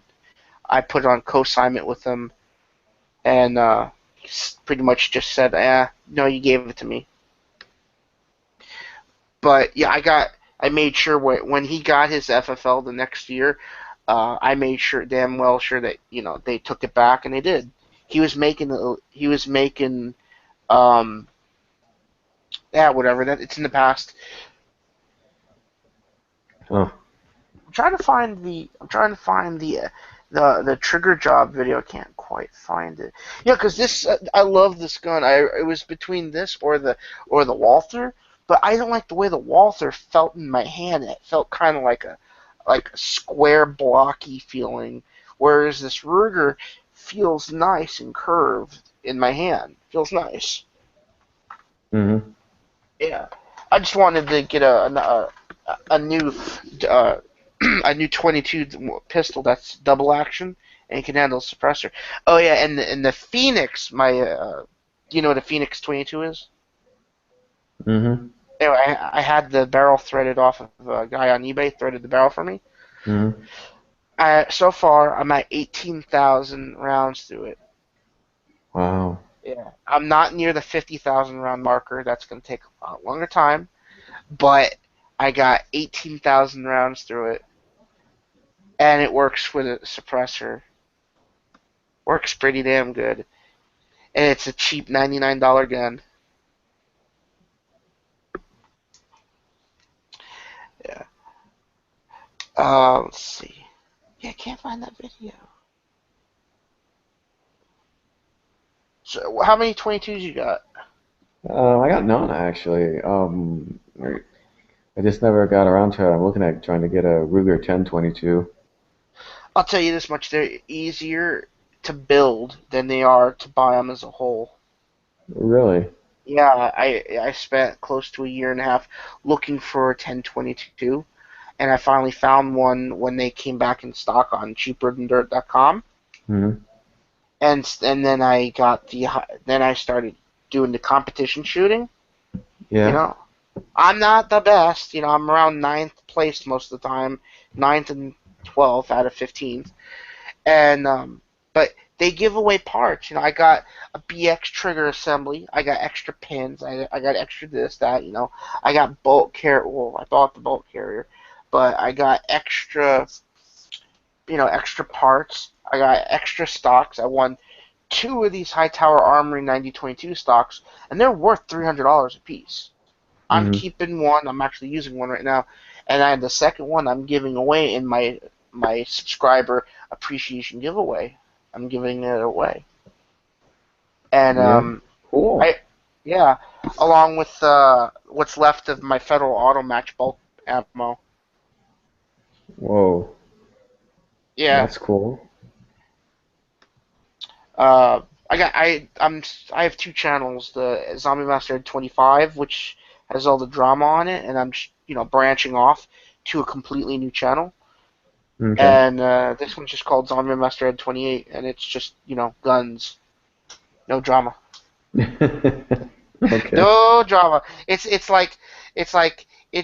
instead of macaroni and cheese, it's pizza. Yeah, I got polyurethane buffer. I got some polyurethane buffer tubes that go over some bolts. I got BX trigger assemblies that the trigger brake on them is 1.3 pound trigger brake. Jesus. You know, the competition grade stuff, and they just give this stuff away, and this isn't even the good stuff either. Like if I really hone in and get better at shooting, the better prizes are like Beretta Neo, the competition ones that are like blue. They what was it? Those Ruger Mark IIIs or whatever they're called. I can't remember what they're called. They look like a penis with a 1911 handle. Really, just slap a hot dog on top of a handle. They give away a couple $1,000 credit, which you could basically use it all up on ammo if you want, or you can buy a gun at Gander Mountain. Pretty good stuff. And the people that are in this area are like this. Oh well, I didn't get 3rd place, so fuck this. So it's then like, hey Edwin, you want this? Do you want this? Yes, because nobody else wants this. Sure, you want this? Yes. I got extra mags. I got an extra Ruger mag because nobody else wanted it. Everybody's like, oh, I got a Ruger Mark whatever. Meanwhile, they're like, well, we got spare Ruger SR22 mags, so I got 2 of them for free. Yeah. I got some free BX 25 mags. Yeah. Yeah. I don't know why nobody likes those, really. I mean, I get it. They're a banana mag, but they're reliable. They're reliable. Well, it should be. Dang it. Yeah. The champion mags that they'll give away 10 champion mags with a champion autoloader, or what is it called? A loader assist. You basically dump all the rounds into the thing, and you shake it, and then you turn it on a crank, and it loads up the mag in like 3 seconds flat. Wow. Yeah. Nice. Yeah. Jeez, Edwin, you're growing up in the world. Get not, out the world. not really, but I got they actually a GameStop certificate for $100. I bought myself some PlayStation 4 stuff. Yeah. Like, Jesus. where is everybody? It's still early. Yeah. Well, hey, Edwin, I gotta get going, my man, but it was nice talking to you. Oh, that's cool. I learned a lot from you.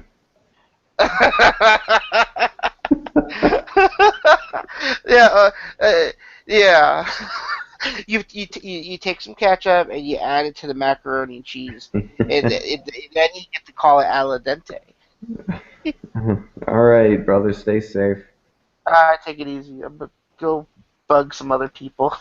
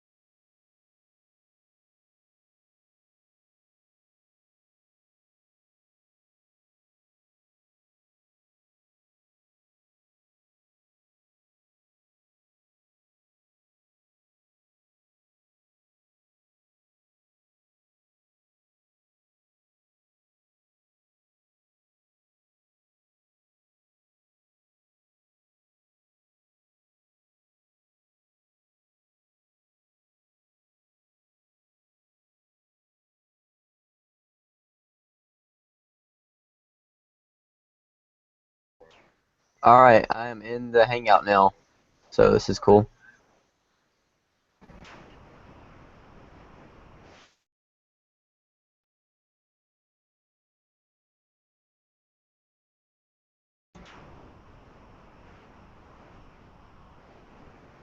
So as I was saying, the bologna sandwich was a success, but as I went to the fridge and opened it, the bacon was staring me in the face. So I ended up microwaving 5 pieces. Just to eat by itself. Well, it's funny.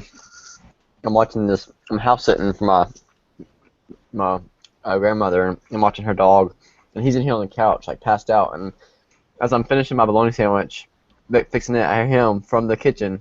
I hear him in the living room, like him sniffing the air.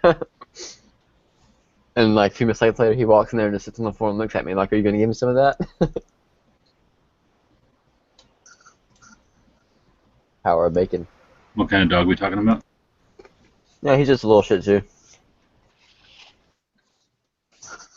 He's a house dog.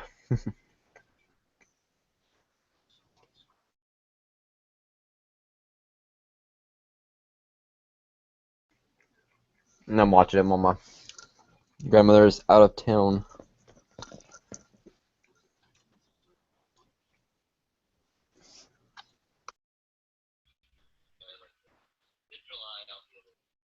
She's shooting a match somewhere? You're alright. It's on vacation.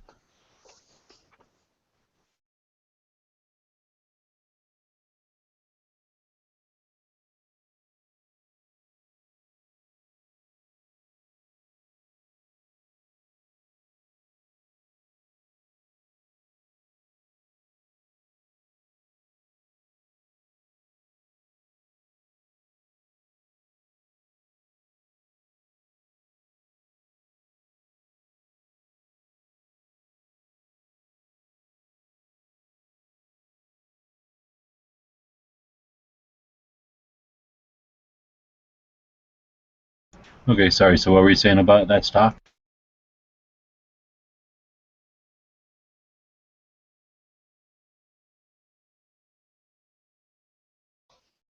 Oh, so he's never had red dots or anything like that, and that Interfuse I'll probably get $75 for. So I'm just gonna sell that, buy him a cheap Bushnell, little red dot, and put it on the 1022, and that'll make it more fun for him. And because I like the 1022 with the regular wood stock on it.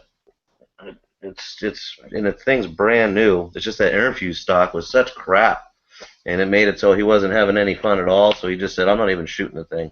So do what you can, zero it, and either get a different stock or do something, but just don't worry about how long you have it.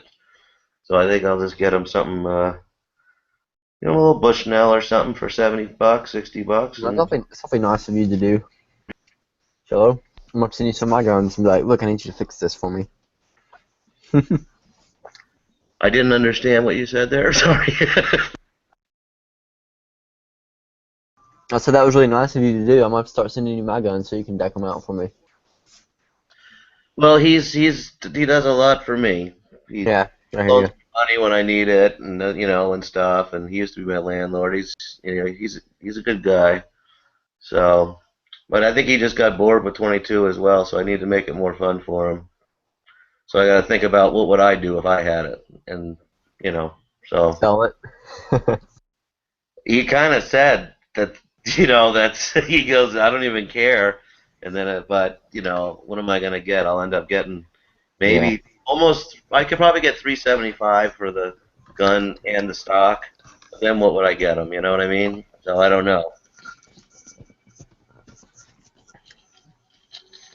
I could give him a partially built AR and say, "All you need to do is buy this."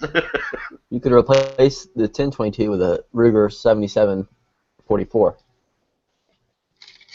the semi-automatic magazine-fed 44 Magnum. Tell me, just upped the game a little bit on it. Well, yeah, I sold that for $700 about 2 years ago. So. Oh, you should have hung on to that. Yeah, well, it turned into a Benelli Supernova shotgun for me. So. Oh, there you go. I mean, I didn't like it because it was tube fed. It wasn't magazine fed. I had 4 rounds. That's all mine held was 4 rounds. It was a black. It was a. Oh, are they tube fed? I forgot. I don't know They if they make both. No, they make both. This one was a 4-round 44 Magnum, and they had some fucking kick to it. I ain't gonna lie. No, one of them they don't make anymore at all, or both of them they don't make anymore, do they? Yeah, Or- that's the one it was. I had that's from way back. I sold it on. so they're still making the Rotary magazine one. I'm pretty sure, right? Called the Deer Slayer after a while, but mine wasn't the Deer Slayer. It was just the Ruger 7744, I think. 77/44 was my model. I got a bunch of videos of it. It's my most popular videos. I mean, I got over 60,000 views I'm on surprised. that. But I mean, it was a little impractical for me. I had given it to me, and I was like, well, I don't have a shotgun, so I sold it and bought the Benelli. Thinking about selling the Benelli and downsizing to a regular shotgun. That Supernova's pump. Yeah, it's pretty nice, but it's big. It's got polymer or wrapped around the metal, even on the barrel. So it's interesting the way it's set up, and it's just a big gun. How long is the barrel? 18.5. Oh, that's not too bad. But Just again, thick, it's a right? big gun. It's a big Thick. gun. Yeah, and I had to put that Urbino stock on there, which was like $150 to make it a little bit more enjoyable and better fit. For stock kits for that 1022, have you looked at ATI? I have not, so that's why I'm asking for suggestions. So that's one to look at. Then ATI. But this is the thing was it wasn't held firmly into this Tapco stock. The thing moved around. Like how much are you looking at spending? Something anywhere around $100 or just over. Like they got like their cheap one. Like this is Canadian pricing, but their cheap 1022 stock is $110 with collapsible buttstock, pistol grip. Yeah, no, I'm gonna check that out right now. Because like I said, I'm either looking for a replacement or I'm gonna sell the stock and then put a red dot on here for him or a scope instead. It'll make it more fun for him. Here's a link. I bet Bell and Carlson makes one for it, maybe. Like, but it ain't gonna be cheap if it's from them. Like how you say, these are Canadian prices too, so they're probably 50% more than what you guys would pay. Oh no, that's good looking, you know. And again, I'm not sure what he's looking for. You know, but that's definitely a good looking setup there too.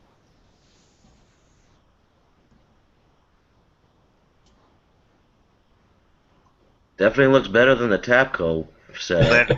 That Fiber Force is even $60. If you scroll down a little bit. Okay, hold on. There's the Strike Force 6, it's the 110, and that Fiber Force is $60.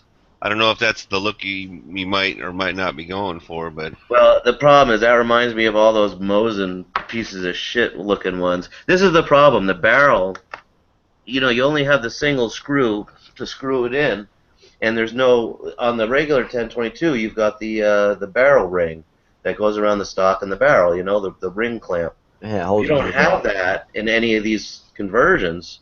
So you can take the barrel and move it left and right and up and down and then but yeah. you know the sights are on the barrel. So as long as the barrel is bedded in the stock and free floating, you just can't set the barrel up against anything when you shoot it. But in the regular configuration from the factory, you've got the barrel ring that's holding it sturdy to the stock. Actually, I should just sell this whole fucking thing and get him a takedown. Then he'll be happy. They're not much more. Actually, that's probably the way to go. List this thing and buy a freaking takedown.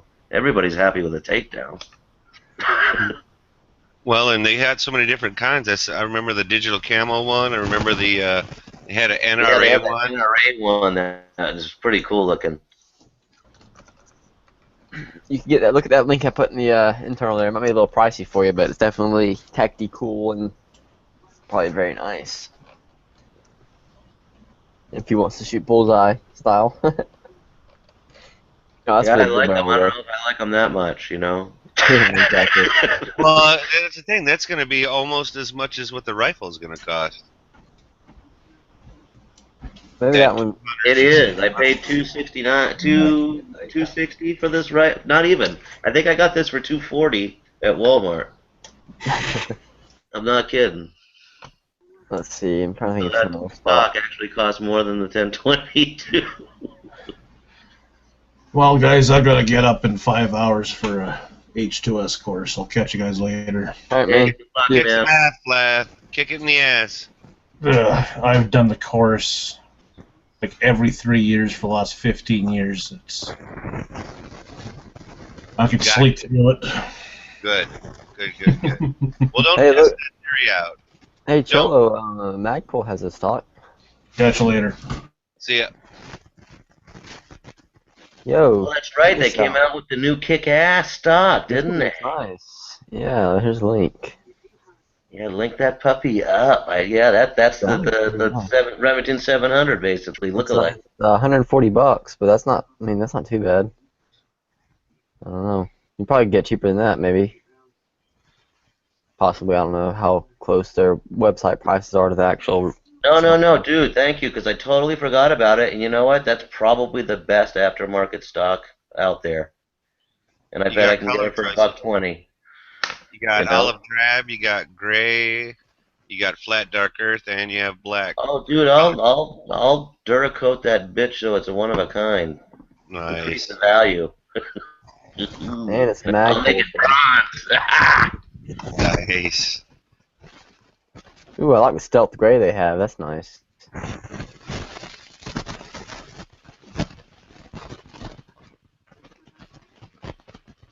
planning to build me some steel target stands this weekend. Hopefully, if everything goes well.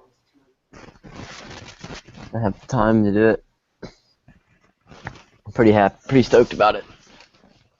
I'm still in the. Oh, I shouldn't say still. I am building a design from. I made them. I have a video on how to make them out of strapping, and the wood. It definitely got decimated by the sprawl. But I'll tell you, I've been able to go.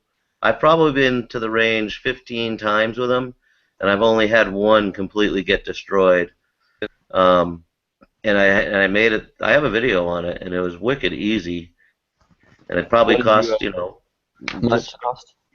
I don't know. I mean, all I put was 2 hooks on there. They were about $1.20 each, and then the strapping. I mean, the strapping cost like $2.50. I think it's probably $10. But I made it so I could collapse it, so I could pull it out, and it came apart. So I had the base. I did make the base out of 2x4. But Oh, you 2x4 made it are out like of wood. $2. See, I'm making mine out of metal. I mean, obviously that'd be better. Yeah, I'm making something that's gonna be like take rifle spalling, hopefully. Yeah, I mean, it's gonna be like quarter inch. It's gonna be and stuff. So it's gonna be like quarter inch. I think is probably what I'm gonna end up getting. I don't know. I'm going to the scrap place hopefully Friday to see what they have, but I'm gonna get. It's gonna be made out of quarter inch rectangular square steel tubing.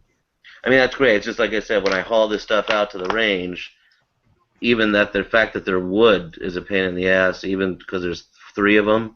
So weight-wise, I'm more apt to bring them. Oh yeah, it makes a lot more sense for you because you're traveling to a range. Where me, I can just go set it up and leave it down there. Oh, well, God, yeah. If you're setting and leaving, you're frickin' done. Yeah. So I'll show you exactly what mine are probably gonna look like for the most part. I saw the design on their website. They want shootsteel.com wants freaking $66 per freaking stand. I'm like, you gotta be kidding me.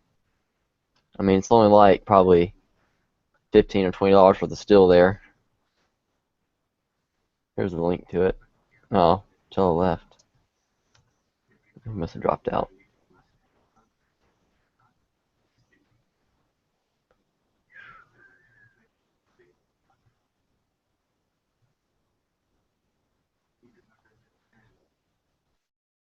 Cholo, are you there?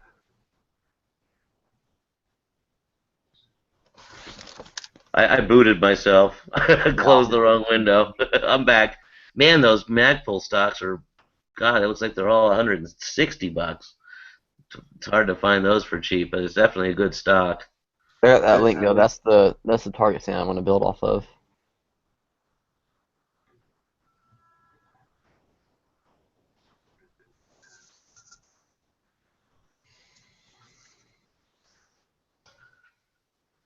Yeah, there you go. You know, and it's funny because they're using that's exactly the size hole for either a 2x4 or a piece of strapping Yeah, in the that's middle. exactly what I'm gonna do. Yeah. And, the 2x4, and then I make them on hangers too. They're I want Let to. me just ask everybody this question: when everybody says shepherd hooks, every time I use a shepherd hook, if I miss the target and hit the shepherd hook, it Cut it in half. cuts it in half. Yeah, It's ridiculous. It's the stupidest idea in the world unless you offset it. it's like a quick fix thing. Yeah. It's Yeah. it works You okay. gotta Like hang it to the side, like have so when you're looking at it, it's an upside down J, and the steel's hanging under it versus behind it. That's the only way it could work. Like, and it's Yeah. still gonna get nailed with sprawl. right, like I had one that was just dead center. Like it was. I mean, unless I never shot that low, and even if I did, I never. I missed. Well, see, I didn't. My freaking friend Connor, one who does Young Guns with me, he hit it 3 times or twice. We were sitting in his stinking 30-06 or something, and he was shooting at it. We were using the shepherd's hook with steel. We taped the target to it below it or something, and he hit like dead center, cut it clean in two. I was like, "You suck." Exactly. Like, you're lucky this thing only costs like $7. I'm like, I've been shooting this. I literally had it for like 4 months, like no problem. I'm not that bad of a shot, especially since I had like a 10-inch steel gong on there. The only part that I was worrying about was actually hitting the actual hook part, but it was so. I mean, I don't think it would have sheared it anyways. It would have just been like a flat on flat hit, so it probably would just like squished it.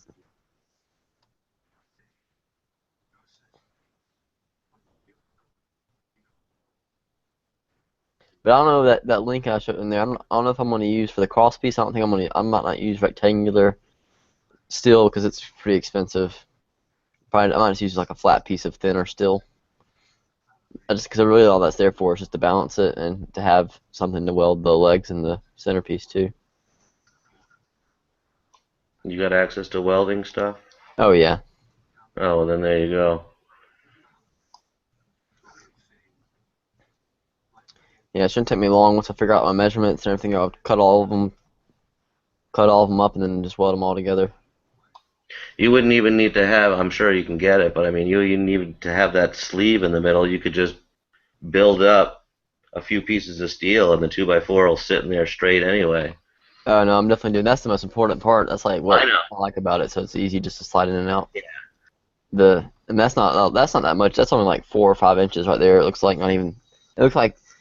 Actually, looking at it now, it looks like it's the same size as their target hangers, which are 4 inches. It might be 4 or 5, and that's literally only like $3 or $4 for the steel, depending on where you get it from. Hey, give me your opinion on that sling I just linked. It sucks. No, I'm just kidding. I didn't look at it. It probably does. It's pretty I have no cheap. idea.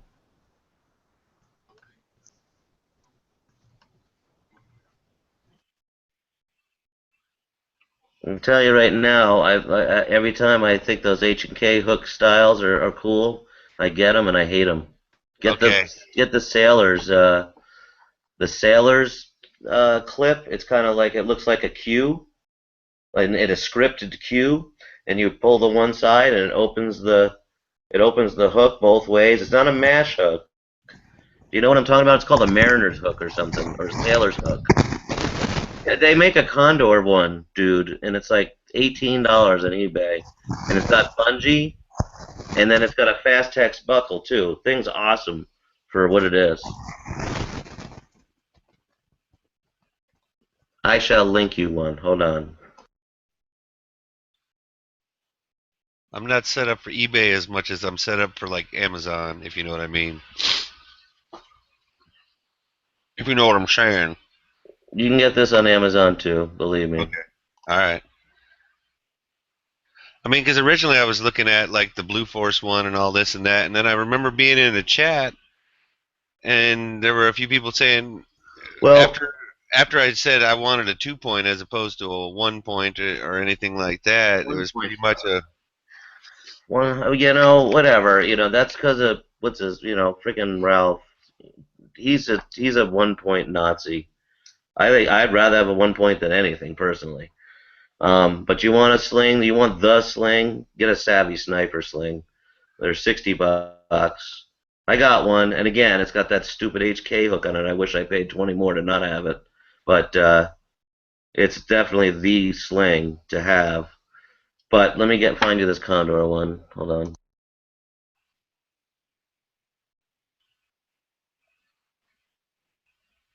They're 75 on Amazon. And $10 shipping. They are high. Well, no, there it is for $25 and free shipping. So that's what I'm talking about. But this one, actually, this is the one with the stupid hook, the HK hook. Let me find you the better hook one. Hold on.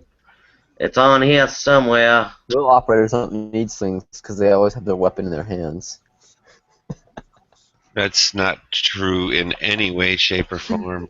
I don't know if I can find it now. They might not make them anymore. But there you go. That one's $25, dude, and that's all you need. And it comes with 2 attachments for the end. Nylon, and they're on here for $21 if you look hard enough. There it is, $21. Free shipping. I don't even know if I'll end up getting. Well, that's a single point sling. Oh, dude, then do you have quick releases at all? QD releases? Nope, I just got, what do you call it? Regular AR-15 metal loops. Yeah. Because I was going to say, that fucking 6-hour sling, it's $15 free shipping on Botash. It's a $50 sling. I was thinking about that. Yeah, but I've been selling them on eBay. I keep selling them for $25 and I'm buying them for $15. So I'm gonna buy another one, and I'm just gonna cut the QDs out of there because those are $20 by themselves.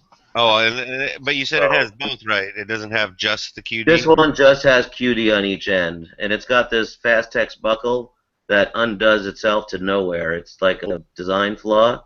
It's like you undo it, and it's still connected on both sides. So it's kind of stupid, but it's worth it for the QDs. But anyway, you can find that sling I linked to you from Condor all day long for cheap, and you can.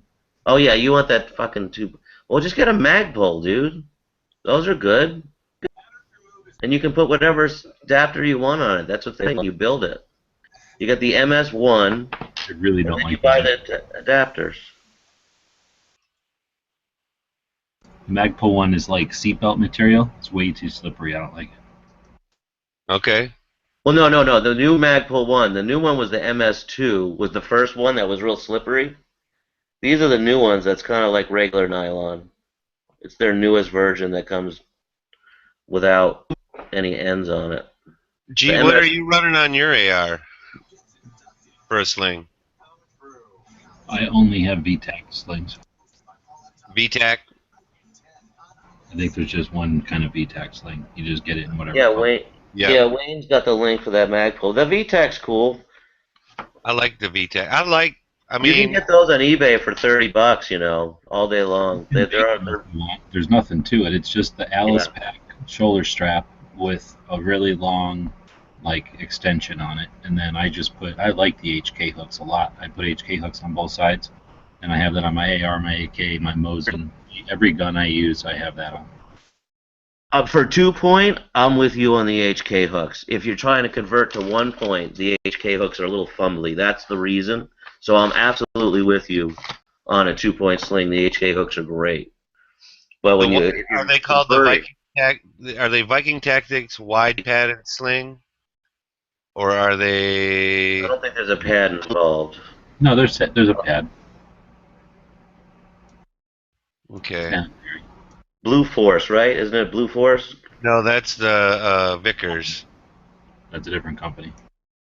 Oh, the Vikings, like the Troy one. You're talking about the Troy sling. Nope. VTAC. Nope. Yep. Hack. Okay. I'm totally. It's basically the only thing you've ever seen in any of our videos. But all of us run VTACs. That's all we run. It's just a sling. It's nothing else. It's just a sling for shooters. Like a shooting sling, not some fancy I'm gonna helicopter or anything. It's just a shooting sling that has an adjustment on it that allows you to sling it. Drop it to your side and tighten it up so you can do other shit if you got a gun on. Like if I'm going to Chipotle or something. Looks like they're all $30 on $39 here. Let me link it for eBay for you. All the time, especially if you don't care about the pad. I like the pad. Pad is just the same pad as an Alice pack, basically, so it's nothing. It's Nice. just strong and a piece of foam. I But think anyway, I just linked it in the side. Is that kind of what you're talking about, G? The multicam one?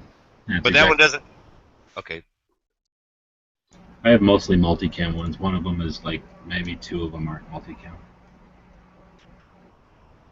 But people make them all the time, just out of nylon strap and an Alice clip adjustment thing. The nice thing about that Savvy Sniper Sling is it is very, very easy to adjust length of pull on the, or the length of it, even when you're using 2-point. So if you want to use it that way, that's where it really specializes in it. Type that in there. I put Savvy, S-A-V-Y. I did. Actually, I think there's 2 V's. It's called the Savvy Sling. But you know, again, they're $60, but it is cool.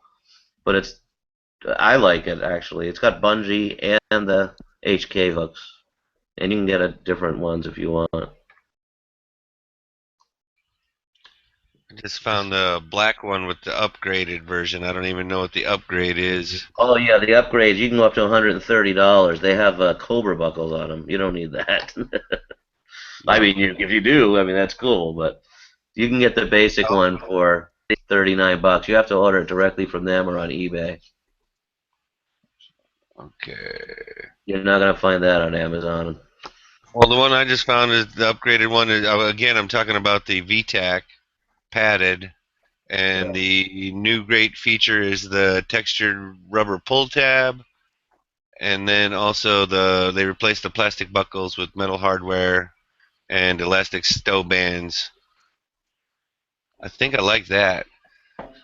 I just don't know if I'm cool enough for multicam, so I might just have to get the black one.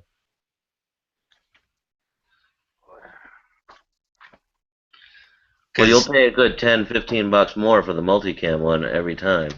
But No, it was what, 30. It was the same price. It was 39. Yeah, $39.95. knockoff stuff, nice. No, from VTAC even. I'm just messing with you, man. The Chinese version. I'm pretty easy. That's what I've heard. Oh yeah. Let's see. And then this one. I like the one with the different pull tab and the.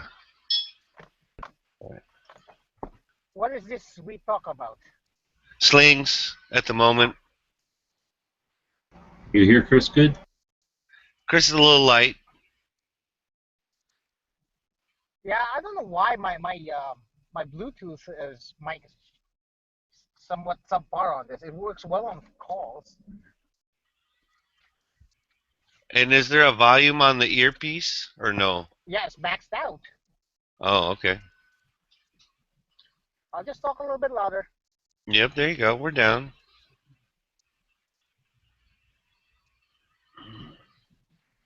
Right, so Webbs, real quick, can you see on my picture there? You see how the front on the top where the mirror is kind of coming off the top fairing there? I just see sort of purple rain, maybe? Oh, well, here, click on and off it. And see if my overlay should be there in a second. Yeah, there we go. Okay, so if you look at like above the headlight going back to the mirror, that's not, there's a black strip. It's not that. Above it, you can see two gold. I can barely see like your Oh, yeah. bars are like getting covered by the menus and shit. Okay. All right. Well, look at you can see the bottom part though. See the stripper clip, girl? Yeah. So right in there is what I'm talking about. Putting the gunchannels.com, but I'm gonna probably either long ways where the driven thing is, or kind of up at an angle there, going from the Z to like up to the back of the black motor cover there, something like that, you know. Or I take the Sunoco out actually, and that's where I'll put it, like underneath the GSXR. That's Can about you do me a favor? Can you do me a favor and say mirror one more time? Mirror? Well, that ain't how you said it. Don't give me that. You said Mira. Where did I say Mira? Well, okay. Thank you. Hey, are you screen Earl? sharing there, Edge? What? What Edge? Sorry, It's I thought it was Cello. Edge. No. It's Cello, it's just Cello, my yeah. image thing. I'm not screen sharing. It's just my image overlay. Okay. Everything's laggy. That's a mean looking whip, though, huh? Yeah, pretty sweet, dude. Right, that thing is brutal. I like it. It is a machine, man. Thing is awesome. It's kind of weird. I think my phone's glitching because I see like my after image before I turn my camera off when I focus on you. I've definitely had that happen. Okay. Not tonight, but I have had that happen.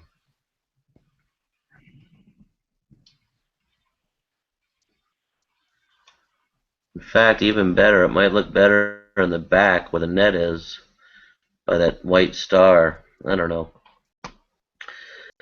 So I need it in white and black, actually, just in case.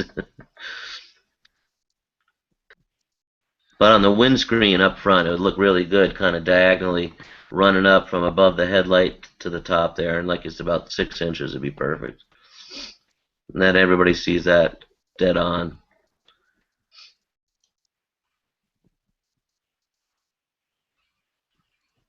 You can do it backwards so that it's like an ambulance. People can read it in the review mirror. Yeah, I thought about that. I've definitely thought about that. I could do it the right way on one side of the screen and the backwards way on the other side. That way it's good for both worlds.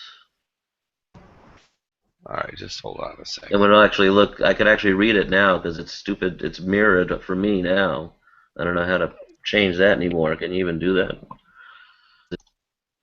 When it's an overlay, you can. There's a little thing like above the overlay, and it looks like a turnaround or something arrow.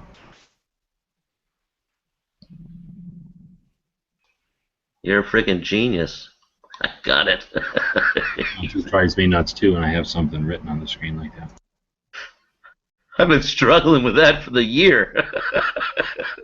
Oh my god.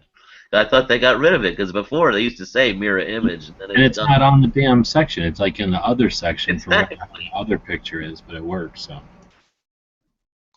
Jeez, that just made my life like almost twice as good. Cool.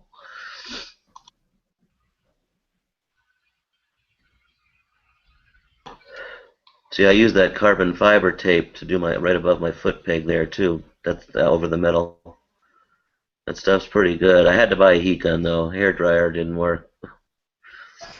Wasn't hot enough. And just to throw this out there, you know, SOE makes slings too, so I've heard they got pretty good stuff. It just takes forever to get it. Oh, those bastards. Yeah. They do. They do. Just kidding. Hey, Ballistic. What's up? Hey, did I tell you how to squib? Yeah, your barrel bulge? Yeah, okay, so you were there, right? You were there, right? Yeah, that's like right when it first happened. I thought you were there. I haven't told anyone, so yeah, okay. So, yeah, there you go. Make sure you Did you figure out that's what it was? Was it just a really slow round, or What is it? was it a really slow round, or did you figure out if it was really just a really underpowered load, or if you had two in there?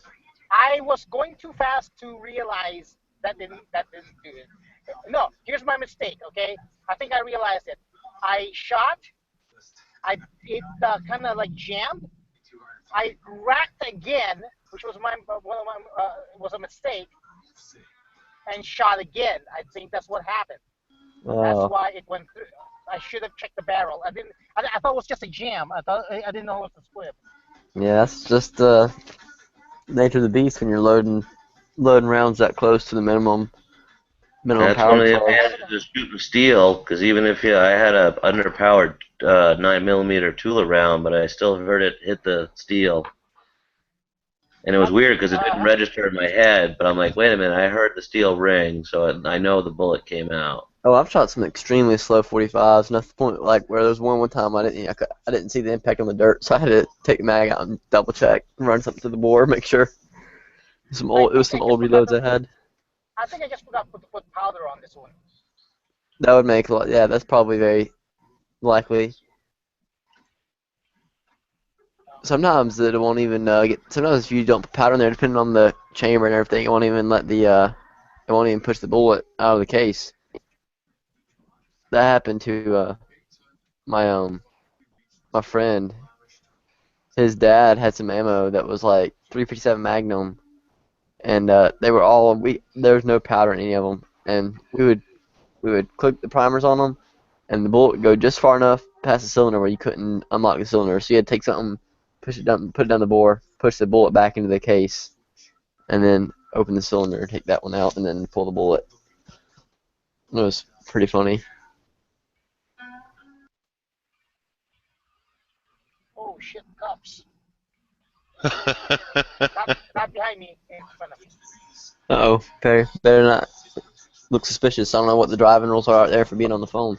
Luckily, oh yeah, July 1st, New Hampshire goes hands-free for cell phones. And for things like putting makeup on and all that. They made like a makeup law. It's the distracted driving law, yeah? What is that, federal? This is New Hampshire, so I don't know if it's federal, is it? I don't think so. No, that's what they call it here. Sorry, you broke up on me.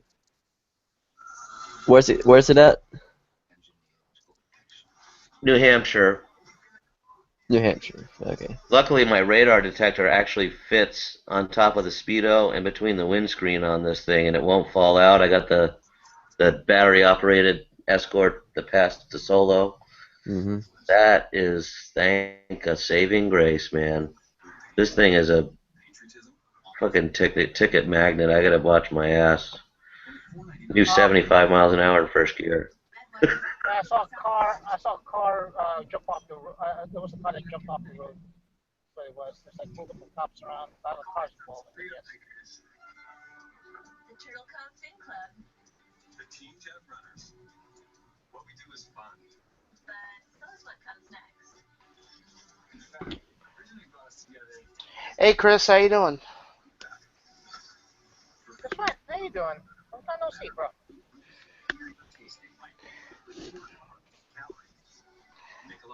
It's good hearing from you. So you're driving right now? Yeah, I'm getting home. Yeah. Cool.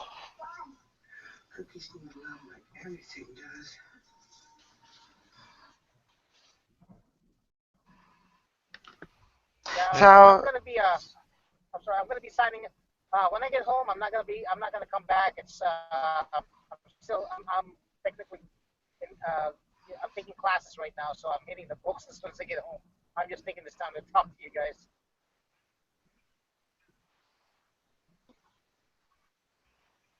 So how is everybody? Was that? All good?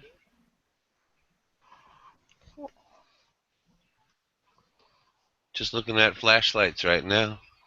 That's cool. I took a little 5-minute break and then popped back in here.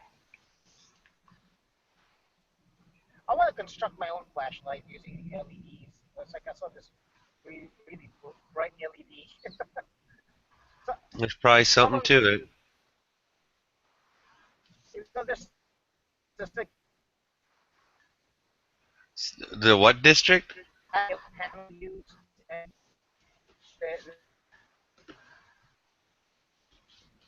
what? I think you're breaking up, Chris. I'm not sure. Unless it's me. It could be me. No, it's him. Because he's in the car.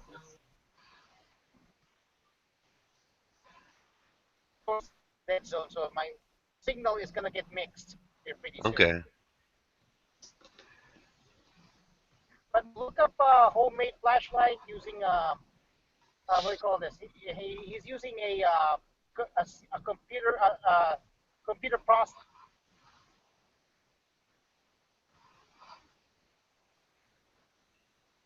And there it went. So I'm doing the math for my target stance. Looks like I'm only going to need 4 foot to do everything I need, which is not much at all, really. 4 foot of what? Wood? No, of steel. Stuff's not cheap. I mean, Buy it's extra. somewhat- Buy a couple feet extra. Oh, You'll- yeah. You know, Always. obviously. Yeah, it's not like you never buy anything to the exact length, just because it might not be cut to the exact length anyways. No, that's true. I'm just trying to figure out how I'm gonna make six hangers. So that's 24 inches, 2 feet, and then I'm gonna make 6 target stands, and I can make the bases the same length. I can make them just 4 inches. I mean, do you think 4 inches would be enough still to keep the 2x4 from wobbling back and forth? Wait, what do you put on a 2x4? 2 inches is fine, believe me. No, 4. I was thinking 4. Oh, 4. Yeah, I mean definitely. Like, Yeah, you'll be fine. But remember, it's not a 2x4. It's like a 1 7/8 Right, by yeah, it's 3 1/2. You know what I mean? Yeah. So you could It's- also taper it. No, I wouldn't taper it actually. No, don't taper. They sell the steel. It's marked as 2x4. Make it so it goes through the bottom though. I think so it can touch the ground. Hey, do me a favor, Caleb, What and is answer that? Good idea. a question. What's that? G-Webs was asking you a question. Oh, sorry. What are you making? Target stands. That link I just put in there. I'm pretty much copying that design. Almost to be similar. But that's a good idea, Cello. I didn't even think about letting it go all the way through. That's really good because then that'll keep it from wobbling back and forth at all, pretty much. Absolutely, that's definitely a must. It'll act as an anchor too, in a way. You're a genius. That's what I'm here for. Also less. Well, I might be more cutting with cutting torch. That's not a big deal.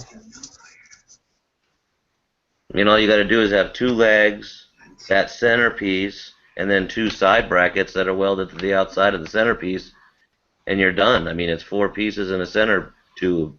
You're done. Yeah, exactly. It's only gonna be 4 pieces because then I can do So if I let it touch the ground, then I don't even have to have it like that design that's on that website. It'll be done through it, and I can just use like a rebar or something like that to connect the center to the legs. Rebar is always good. Yeah, I've got plenty of it laying around too. It'll be lightweight as well. I just hope that's the only thing though. If the lighter the base is, the longer you want the legs to be, so it doesn't wobble back and forth. Because I'm not worried about for hanging. Yeah, even if it was wood, I needed about 2, just like 2.5 feet to make it stable. With a lot. See, they're selling only 16 inches wide by 20 inches long. That could create some issues depending on how much swing you're gonna have. Well, what are you gonna? How are you gonna hang the metal on that thing? Let me show you. I'm curious. Oh, does it slip into and then the plate slips over the top of the 2x4?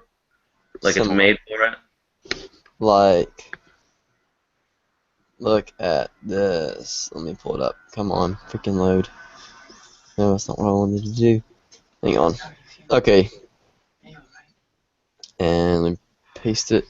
Check that link out.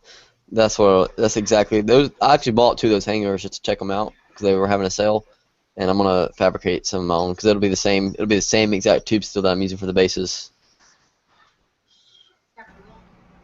How long has this place been in business? Who shoots still? Got it. For a while, I think Eric from Moss Pond Guns and Mr. Guns and Gear both are like sponsored by, or not sponsored, but they advertise for them. Well, I didn't say how much money they got. I'm asking how long have they been in business. My experience with steel, especially steel that pivots at the top, you're gonna hit it somewhere, typically in the plate if you're lucky, or if you're a good shot. It's gonna angle it down, and all that spatter goes down and starts eating away at the. Yeah, that's why I'm making them out of metal. Oh, I thought you were making them out of 2x4. Well, that's the thing. He can keep replacing the 2x4. That's the thing. The paint will be good. Yeah, the but 2x4 will disintegrate after a while. 2x4 all the time. But he's gonna. It'll last him. I That's think not what he's talking about, Cello. He thought I was making the base itself completely out of wood. No, I thought you were using the 2x4 as an upright. That's silly for steel. No, I think it's so nominal. It's not like it's because it's all just spattered. It's not the actual. I mean, I used the strapping, and it took a while to eat through it. All I'm saying is I've got a little bit of steel, let's say, and when we bring it out, to have something on wood we've had it on wood before, and we immediately stopped. You use metal as your uprights, because you're gonna be, unless you feel like bringing a truck full of lumber up with you. Yeah, that's gonna be heavy as crap. I think it's gonna take at least 10 to 15 trips to the range before that Oh, spec. hell no. Hell fucking no. Not with an AR. Hell fucking no. And what makes you think that you're going to shoot that plate every fucking time? That'd be great. But even if you did Oh, hit, I'm with you on that. I understand. and So, if well, you then did get some nothing, kind if of you metal one sheeting. direct hit for the steel to be too heavy for a broken piece of 2x4. One fucking hit. That's why I'm skeptical how often this place has been around. That's like a rookie move. You don't see them you see them like pop up at gun shows occasionally, and then if you pay attention, if the guy sticks around, they go to rebar or something. Even rebar, you Well, end if you're up gonna having extra. see, if you're Yeah. gonna go through the trouble of welding this and it's gonna stay in one spot, I'm with Webbs. Why don't you make Oh, say, let me finish. an actual centerpiece? Oh, you want to make everything 500 pounds and bolt it to the ground. That's great if you're going to have a permanent range, but there's such thing as training and setting up stages and setting the steel at different heights. What about just getting some flat steel for the front of the You get 2x4? iron, or you get stop sign fucking uprights, or you get rebar. There's 3 fucking options for you that are going to last multiple shooting sessions. Or don't. Yeah. Fucking pick out a 2x4 and enjoy lugging fucking 2x4s. I'm only giving you my experience, man. Yeah, I disagree. Right on. I mean, obviously, it's going to be stronger. Having a steel product would be like way more durable, yeah, but it's not going to be out there spraying and praying with rifles. Like, I understand like what you're saying. Like, if you're going out to like a range day and you're going to have a bunch of people shooting at it just for fun and stuff, yeah, it's going to not last very long. But What makes you think that's what we do? But whatever. I don't care. Do whatever you want. And then you can always retrofit it to Metalith if you feel you need to. well, really, the big thing with the 2x4 is just it makes it easier to hang the steel on because you just have that little hanger and you just pop it right on and off. That's what's great about it. What do you think you do with a piece of metal? You need some complicated machinery? You fucking do the same thing. It's usually just a hole, and then say a piece of rebar, and then a hole in the back of the steel. Yeah, but then you're limited to the size of it. I mean, it's going to be the same height forever, and it'll be hard to fit into a car, that's for sure. Because it'll be welded, unless you somehow rig up some kind of bolted together instead of welded.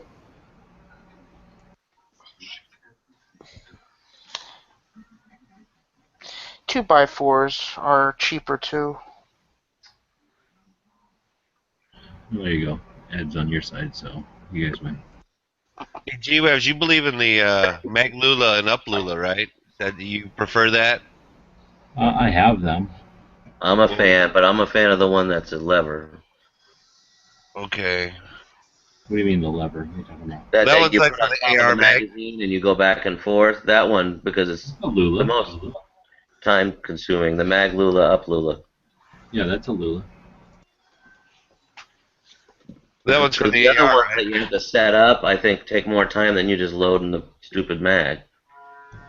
Oh, you're talking about that other Lula thing that's like a big ass fucking xylophone looking. Where it slides it down. No, yeah, I'm just talking about like the ones for my Glock mags and the ones for my AR Yeah, I mags. have those. I have all three. I got the one for my mags, and I got the AK and the AR one. They're great. They're a great item. 380-22 one. You do have the 380 1020. I didn't catch that, G. Sorry. Actually, I didn't get it. They gave it to us at I think, whatever, some SHOT Show. They gave them to us it's for 380 and 22s. Okay. Just a narrower one. So yeah, I need it for 45 and then for 5.56, and I'm looking at them. They're $30 or less. You know, $32, $33. Yeah, for you, that's probably a good price. You can get them in the mid-20s. But again, For not the probably AR, you. well, for the AR one, yeah, that one's even cheaper than the Glock one. That one's like $25.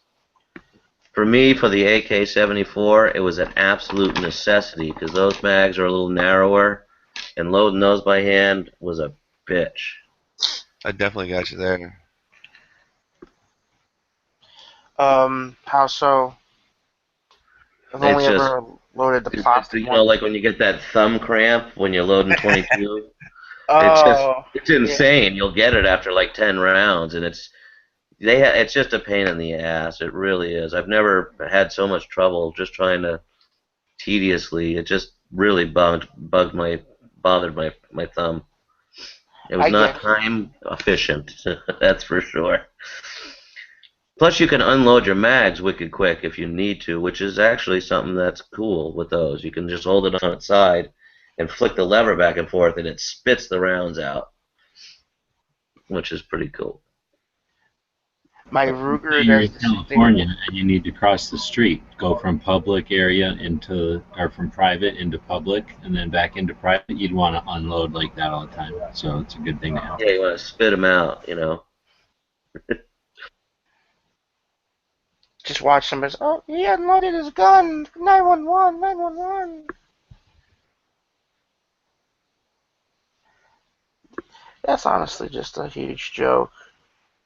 They're just,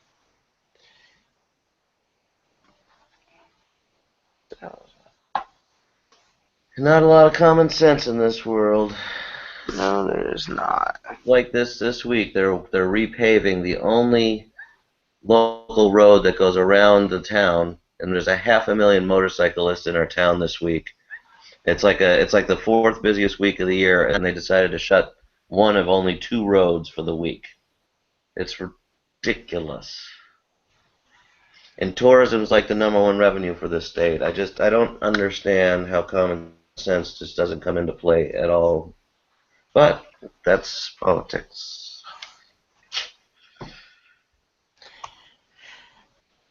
It's a giant high school competition of who likes who better. Yeah.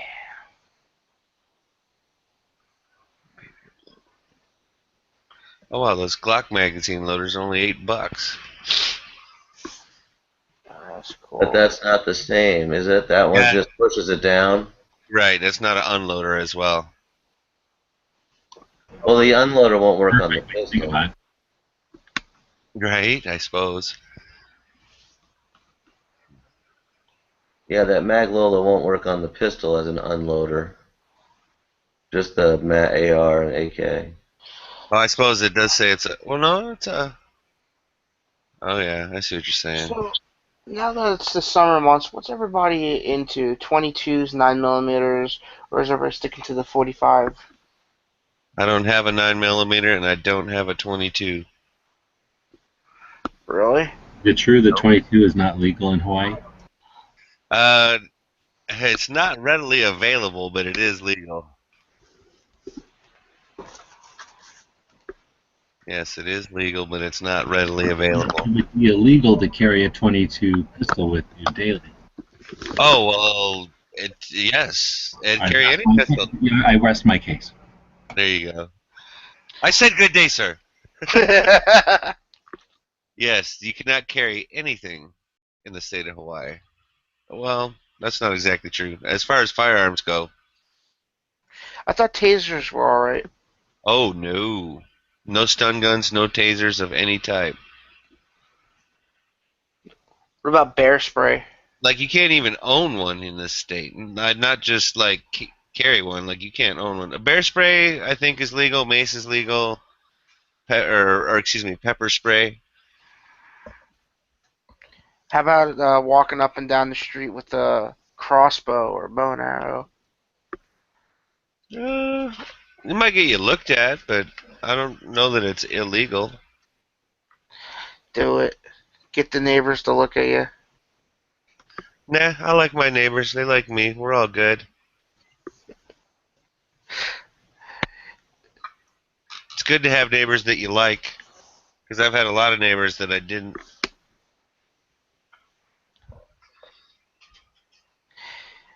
They'll just like you even more. They'll think of you, instead of that guy down the street that has all the cats, it's that guy that walks around with a bow on his back. He's interesting. That has all those cats. The cats. Let's see. I think for summer backyard carry, I'm gonna get the old Heritage Rough Rider out with the 22 Magnum cylinder. There you go. That'll perforate something. Yeah. That and maybe the 686, though it is really heavy.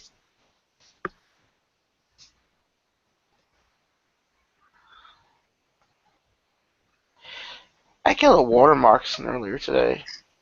Damn things are ballsy. Yeah, they're pretty aggressive. Damn thing came up right up to the back door. It's probably just looking for a chicken sandwich. You mean a Chihuahua sandwich? We got a Chihuahua. We shot one of those. Same thing. Shot one of those 22 shot shells the other day, but they have those miniature BBs in them. Uh-huh. We shot it into one of those construction, the construction cones, but it was real flexible rubber. Yeah. They wouldn't even. It just barely. It was at probably about 4 feet. They stuck into the rubber, but that was it. It was. But it would probably be perfect if you were taking out a beehive or a snake.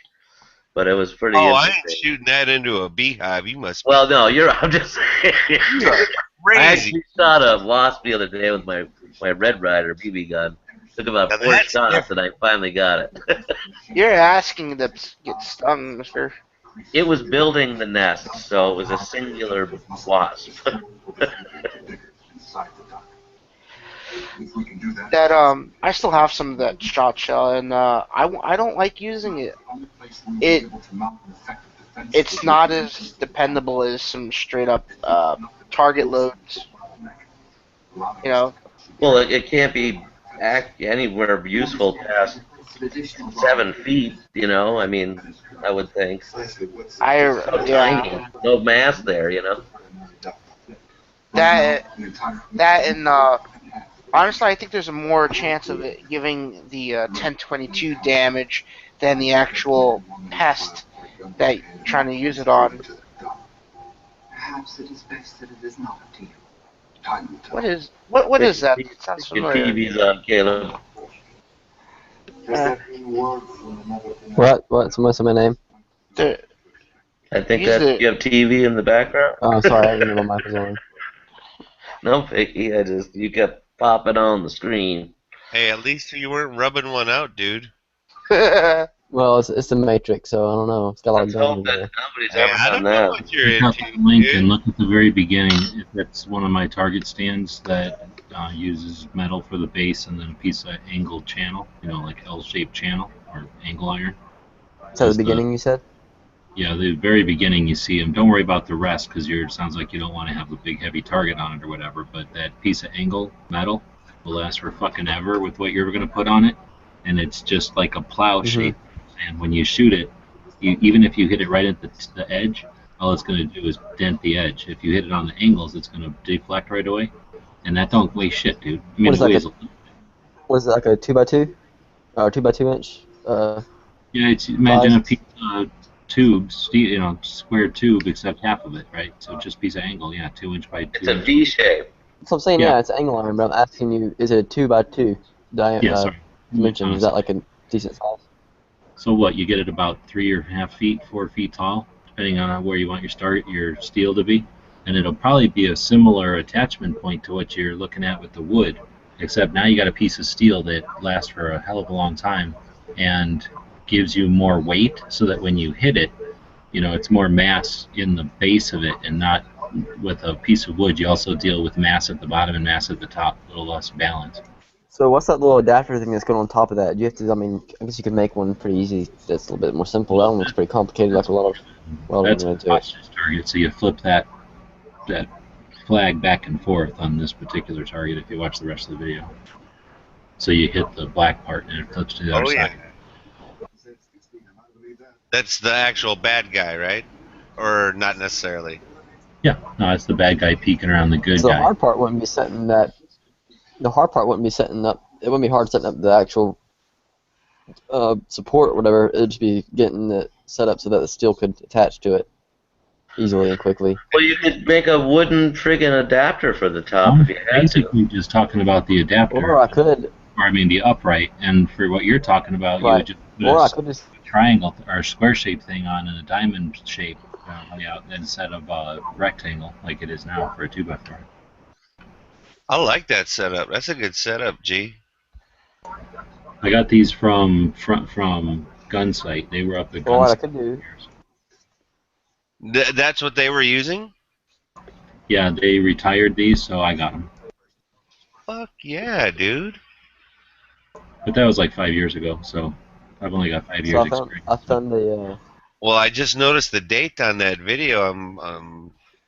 I knew you had thousands of videos. I guess I just didn't know you had this video. So I think I found a way that. See, the thing is, still support would be not, like you said. You have to set it at the height you want it, and that's pretty much where it's going to stay unless you want to like cut the support down. Because like, I want to be able to change different heights because that's what the main reason I'm building these is for like IPSC practice and Just make a different you know, size depending on stand. the popper height. Some popper. You know what I mean? You make two then. That's what I'm saying. That it's.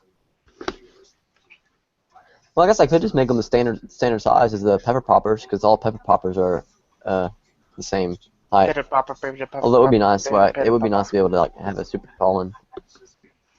Uh-oh, we got another gold video here. Peter Pecker Piper Popper. I can't even do it. Oh, the pop and drop. Well, here's what I could do though. I could use that same. I could. Okay, I found this. Hang on, let me this picture. So I could turn the 2x4 sideways and then put that piece of angle still, like somehow attach it to the stand so that it's in front of the 2x4. So that way I could still change the height with the 2x4 whatever, and just sort of like, switch 2x4s out, and I'd always have that piece of angle still there, and that wouldn't ruin the 2x4s. That way I could still use the same hanger design for the actual target.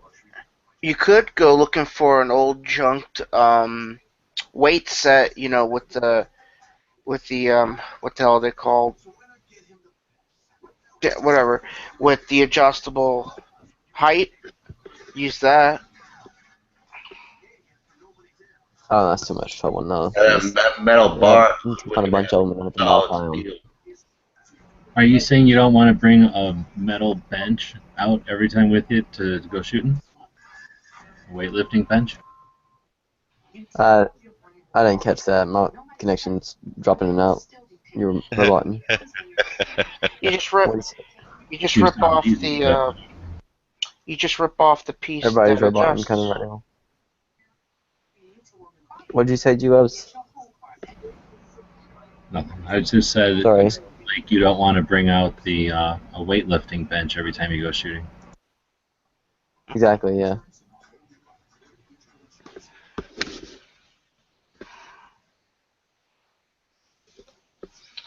So look at that link I just put in there. I didn't even think about drilling them that way because I was going to drill it through the fat part of the steel, but I could drill them that way. Why not just take the two pieces of 2x4 and just keep drilling holes through them, and then just slide a rod through them straight through, and then hang the what are you using? Plate steel or a gong? Right, yeah. right there. All Yeah, you do is that'd put a be- hole, or you could use a nail to hold it up.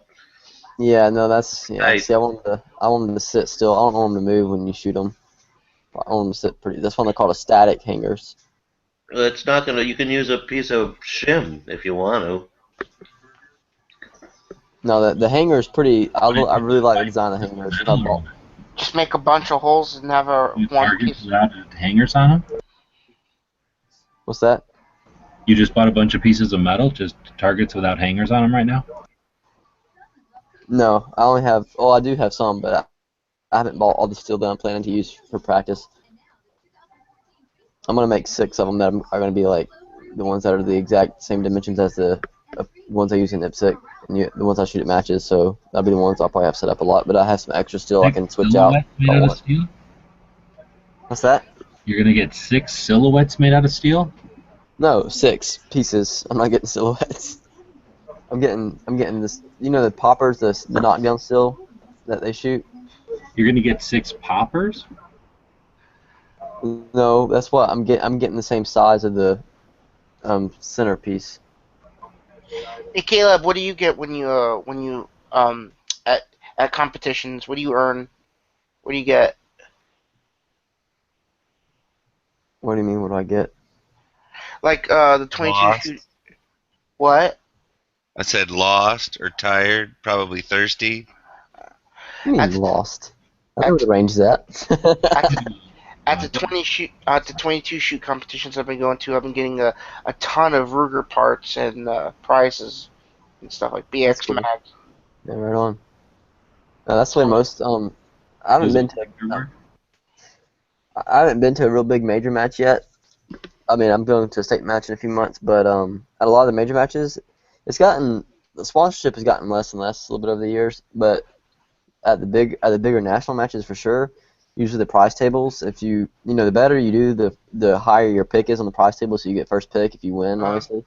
And pretty much, sometimes there's almost always at the big matches, there's always at least enough parts on the table for you to build a gun, and it's usually like an STI. It's not nothing. It's not anything cheap. It's like a $2,000 gun, and there'll be parts there for it. Well, these are not state level. These are local. Like a slide or.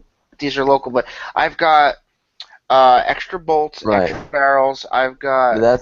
I'm building two Ruger 1022s right now, on top of the one that I purchased and started shooting with. Sights, BX mags, trigger assemblies. You know the BX trigger assemblies. Bunch of cool stuff.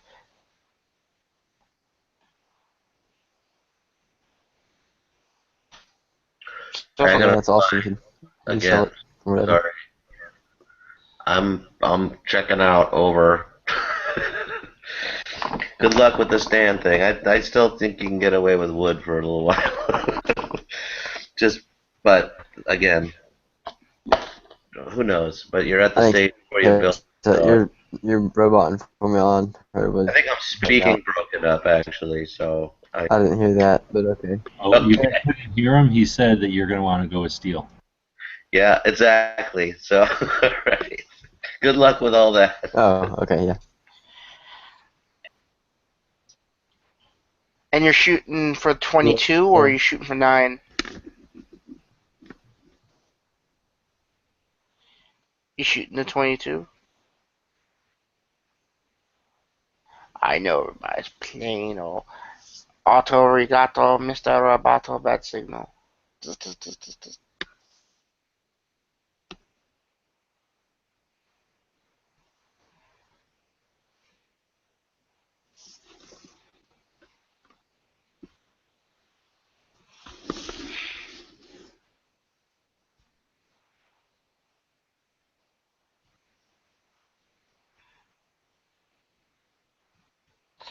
Okay.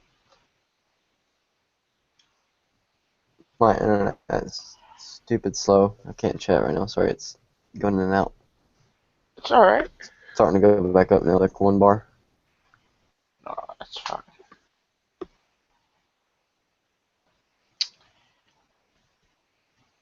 Are you still right now in the shooting, or is it or is your season over with?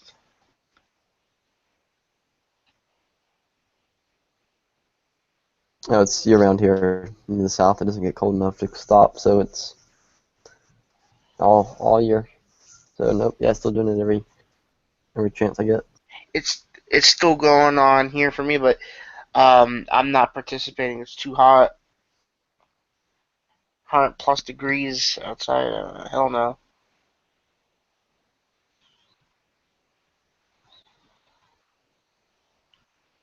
But it's a wet heat, so it's better. No. The thermostat says it's only 89 degrees outside, but then the real feel says it feels like 106. But don't worry, it's only a sauna burn. It's only like a sauna heat.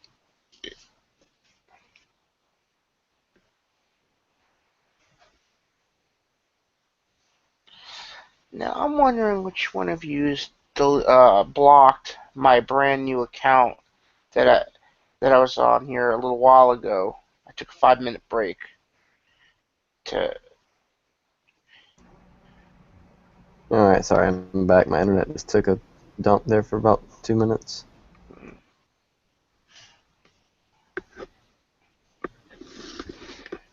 So how would I do a complete steel design like that, but still allow so I could set the height pretty easily? I mean, I guess you could. A couple of ways. To the guy that makes those steels that I have, did a thing where if you imagine a piece of rebar going up for your upright, you can do that with little like perpendicular, like horizontal. Oh, like pegs almost. Kinda, yeah, like little, call them pegs, whatever. Like, but they kind of are just short, a couple inches on each side. And then he slide off.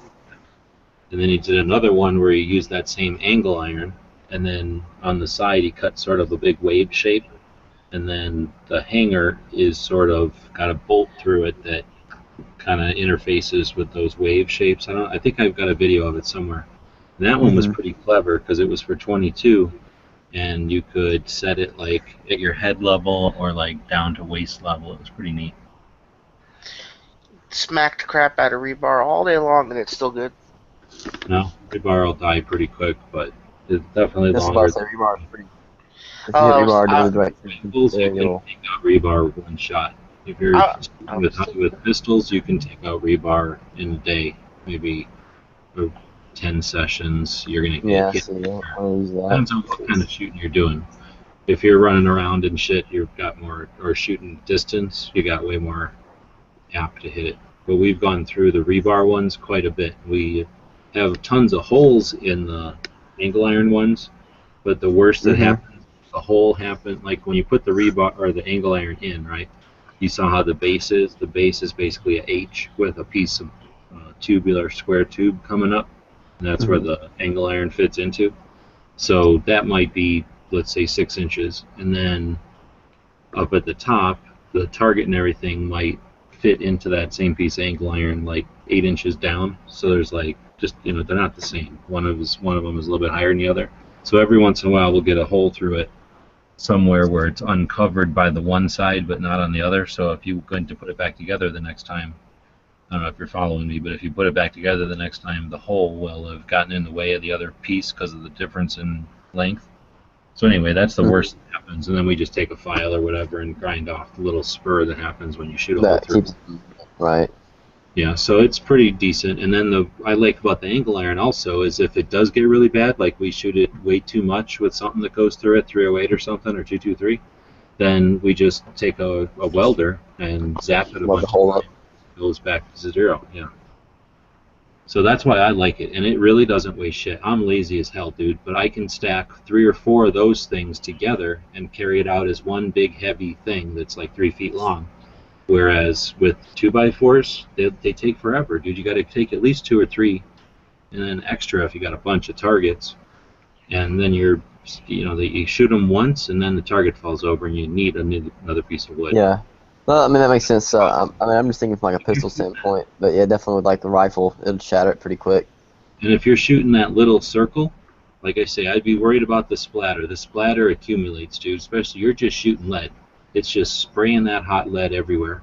And it doesn't seem like you're doing nothing, but you have never, what do you call it, sort of focused all your shooting into one little 8-inch spot. As soon as you do that, you're accumulating all your splatter into one. Yeah, that's true. General area. Yeah, so, but, well, anyway. So you think it's enough to go back down into the 2x4 that's holding the target up? I mean, I guess it would be at the very bottom, then probably. Definitely. We went through them all the time. Yeah. We only had one like that, and nobody liked it. We quit bringing it out. What I was going to say is if it's a heavy, if you're talking about getting like the whole silhouette, I posted that link in there of some target. If you're talking that whole silhouette, they're actually kind of pointless. Oh, no, I'm not getting the silhouette target. They're all rounds. All still round targets. No, I know, but I'm saying in the shape of a silhouette, a full silhouette, that's a waste of time. Instead, get like the A zone, and then that way you only have to hold up. What? Yeah, there's a couple that if I ever did get like a silhouette version like that, I would get that. There's a couple of them out there that are like the A and C zone only of the exactly. Because then if you're gonna go wood, at least that doesn't take as much wood to support. But if you go with a whole silhouette, like literally one pistol shot will start it wiggling, and then a rifle shot or two will wiggle it, and then it'll just fall over. Yeah, it's like I've seen Jerry Mitchell, like he has a bunch of them. He'll even with like a 9mm revolver, like at close range, if He'll just like if he's doing like a super fast rapid fire, they'll just like wobble and they just fall right over. And that's why I was saying like the metal seems a little bit better because we have to deal with wind and shit, but we never get to stake anything ever. The good side of that is our ground is like putting it on concrete half the time. Like it's really strong ground, so when we put it somewhere, it's good to go. But that H is a pretty solid deal. Sometimes the wood, just it doesn't balance as good or whatever. But I guess you got grass probably mostly. You can stake it down, I'm sure. Yeah, I'm probably gonna. I don't know. It depends on how much I'm gonna be moving them, and I'm gonna be using it mostly for right now. I'm gonna be using it for 40 caliber and stuff, so it's not gonna be moving too much. But I guess when I start shooting my AR, it'll be a little different. And that's why I kind of didn't really think about using 2x4s because I think 2x4s are fine. I guess for like pistol stuff, I mean they last. If it's just like just you shooting it, I mean they'll last a decent while. But like you said, like a rifle, something's gonna shatter it pretty quick. I'm not talking about abuse, man. Just use. I mean, you wish you could hit every shot where you wanted to, but as soon as you start to challenge yourself, you're gonna throw shots, and it's just in the course of shooting it, it's gonna take hits. Shooting at a piece of fixed plywood doesn't last very long. So yeah. I guess you could put like a telephone book in front of it or something right underneath the target. Well, that's what I was thinking like about doing is like still using the 2x4, but then somehow mounting the angle piece of steel in front of it so that it, because I could turn the 2x4 so that the skinny side's facing me, and that like a 2x2 angle iron would cover it no problem. And I could do that pretty easily actually. There you go. And why don't you get one of those 4-propeller drones and then just have that hover your steel? Have my steel target, right? I'll just have cork fly all of them, right? Like I got a couple of AR drones. Like a drone pilot from wherever the hell he's at in Wisconsin. Long range drone. I got a couple of AR drones. I'll tell you this: they don't last very long. So you gotta get all your shooting within 15 minutes or 20 minutes if you got a good battery. And also, You're don't saying you destroy had the target drone. drones? Yeah. Huh?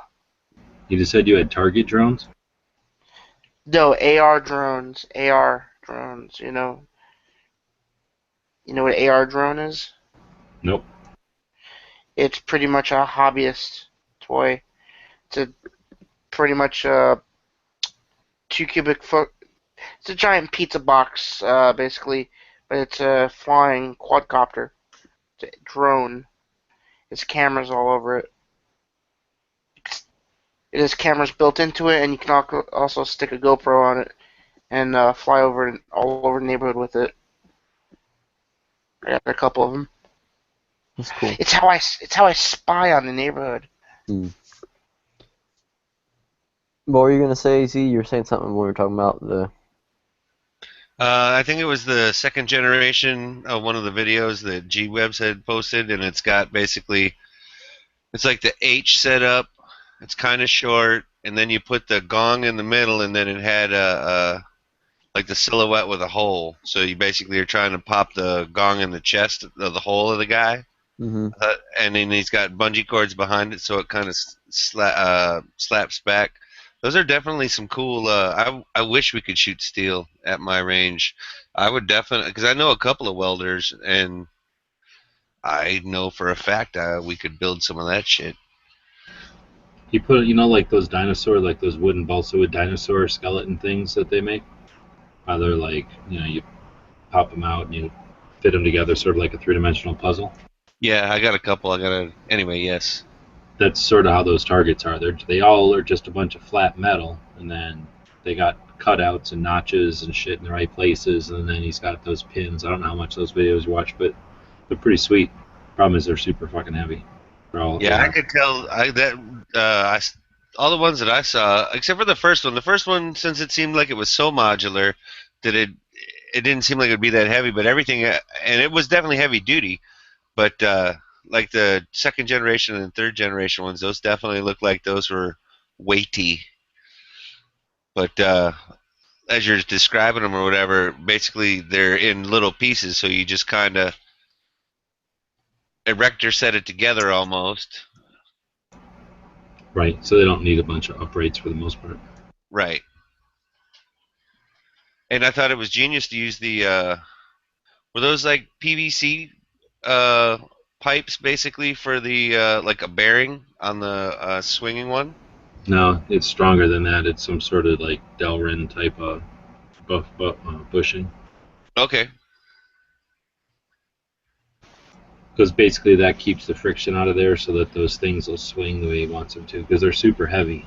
And I don't know which one you're watching, but he's also, you can replace all the swinging parts with like half-inch or real thin shit. So if you're shooting pistol, you can actually still move it. If you wanted to, I don't know when the hell anybody would go out there and take it apart, but if you wanted to, you could put in the heavier shit. Well, you need to put in the heavier shit for rifle. Right. For, I guess you won't actuate unless you don't make noise and move and shit unless you put a lighter piece of metal in there. G-Webs, how do you balance making videos work and basically, being on here? Seems like you never have a minute to yourself. Well? Seems like it's all part of the same deal, so to speak. One thing leads right into another. And he is, I don't know, he's working all the time. It's ongoing. Like he could be technically working right now. Hmm. Yeah, a lot of people join these chats whenever they're at work.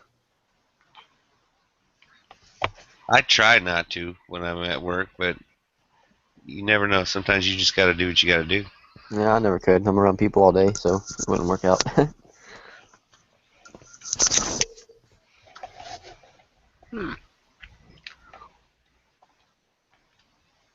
In fact, this reminds me, they put up a sign at work that I just saw that today, actually, that like saying how we shouldn't have cell phones out on the floor or whatever.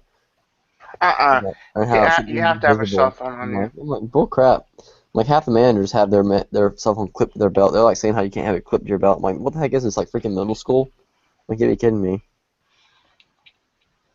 It's like I'm not paying attention to that crap. How am I supposed to call for help if I don't have a phone? No, they said it's fine to have it on you. Right. They said first they said it's fine to have it on you, but then they still said that they'd recommend you put it in a locker or whatever. I'm like, yeah, screw you. Well, that's just so they don't have to walk down the aisle and then see you standing there texting somebody or whatever. Right, exactly. Or watching porn in your case. Oh, totally. I want to do that at work all the time while I'm working. Porn in his case would be a documentary on like lead. If you can't have a gun with you, and you can't have a phone with you, and something happens, how Like showing them some open pit lead mine in Mexico, and they'd be worried he'd like plot a road trip down there. I figured it would just be kinds like of import documents and stuff. a giant lead smelter, and he would be trying to figure out how to take it over. Look at it, it's so hot. It's Oh, so baby, shiny. it's so hot. Oh, so smooth. I've heard folklores of the ancient city of lead. Right? highest population of cancer? It's so sad. Like, wasn't that that was El Dorado and the 7 Cities of Gold or whatever? Spray painted gold. There's a show on the Netflix about abandoned places, I think. Yeah, I was just watching And that. there's a place in, I think it's Missouri or maybe Arkansas or maybe Oklahoma, somewhere in there. No, I think it's maybe Oklahoma. But I think that's where they said most of the lead came. They got most of the lead for World War II or something. Wow. And it's all dead now because it's lead polluted. Oh, I need to go there. The real Silent Hill and a few others. Like, If you got the Netflix, you could watch it. It's pretty good. I think it's still on there. Is it the one where it's like maybe the same place? I've seen one of them. It's about where like the water around there got all like really bad, and they pretty much town just closed down. Had to leave or whatever. There's a lake nearby too, right? I think the real Silent Hill was one of many underground coal mines that caught fire, and just are continuing burning. They got like 300-400 more years to go. Yep, that's the one you have. Pitcher, Oklahoma. Yep. Yeah, I've watched that one. That documentary. I remember that. It's pretty crazy. I was pissed because we were right by there when we were on our road trip in 12, and I would have totally dug going if I would have known about it. I would have totally dug going over there and Checking checking it out. like what Yeah. a blood mine looks like. I think it was a pit, wasn't it? I'm not sure. Man, that's some hills have eyes type of shit, though. G, you know the people that ended up staying or whatever, they had all the deformed babies, didn't they? Oh, I don't know. Did it get into that? I thought it said there was a higher percentage, but people stayed or something. Yeah, I mean, Oh, you I'm can just still thinking go in the there. movie It's that I like, would write. it's not like it's radioactive or anything. It's like you just can't go there and like you don't want to like wallow around in the dirt and you don't want to drink the water or anything. People with respirators made a go of it, but they all ended up leaving. Drink the water mainly. You can visit and not die. I think. Right? Yeah. It's not like it's nuclear radiation. That's good. I don't like visiting places where I can just straight up just die. Oh, the Oh, boy, they have a little excitement in life. the gate to hell. It's not like there's restaurants or anything there. The gate to hell. The Russians found it, a methane pit probably that a they gas station. ignited. Googled it. And So people were still living there in 2000, but that was a long time ago. That's 15 years ago. So, oh, okay, people were living there in 2010. 20 people. Wow. So there's probably no one there now.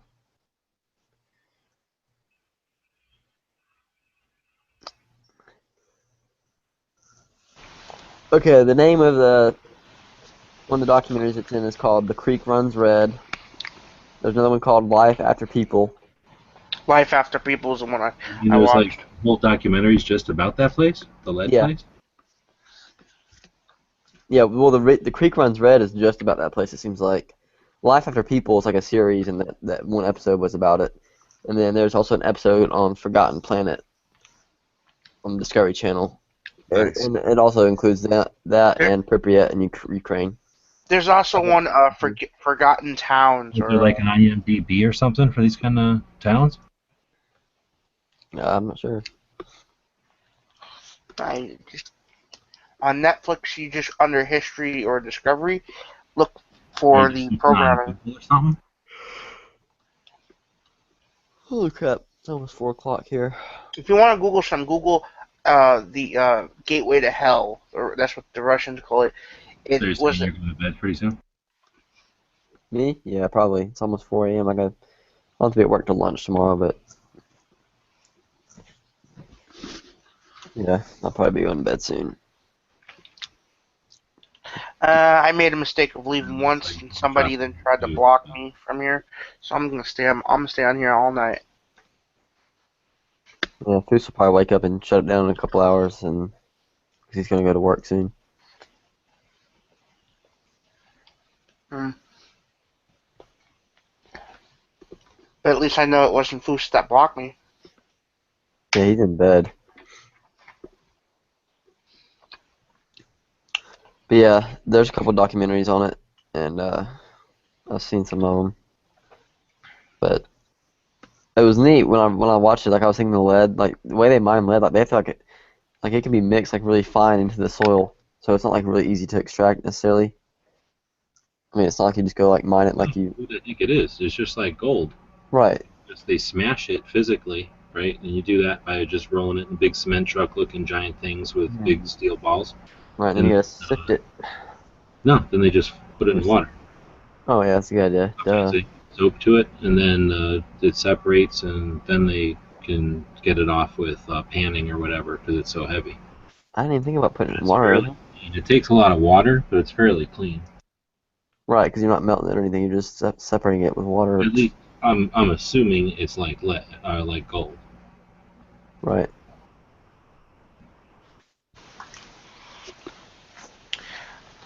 I thought they just put some heat to it and it would just pour out of the rock itself. Yeah, but that takes so much energy because then you gotta heat up everything that's around it too. So. I think there's Modern Marvels, lead. I'll have to check it out. I like that series. They're trying to get all of the series. Well, at least Netflix, they need to procure some better stuff, but at least they got some good history stuff. Well, I'm Straight getting tired. Discovery. I'm about to head out. Everybody's dropping out of here. I'm gonna go to bed. Well, at least I know it was G-Webs that was the one that blocked me.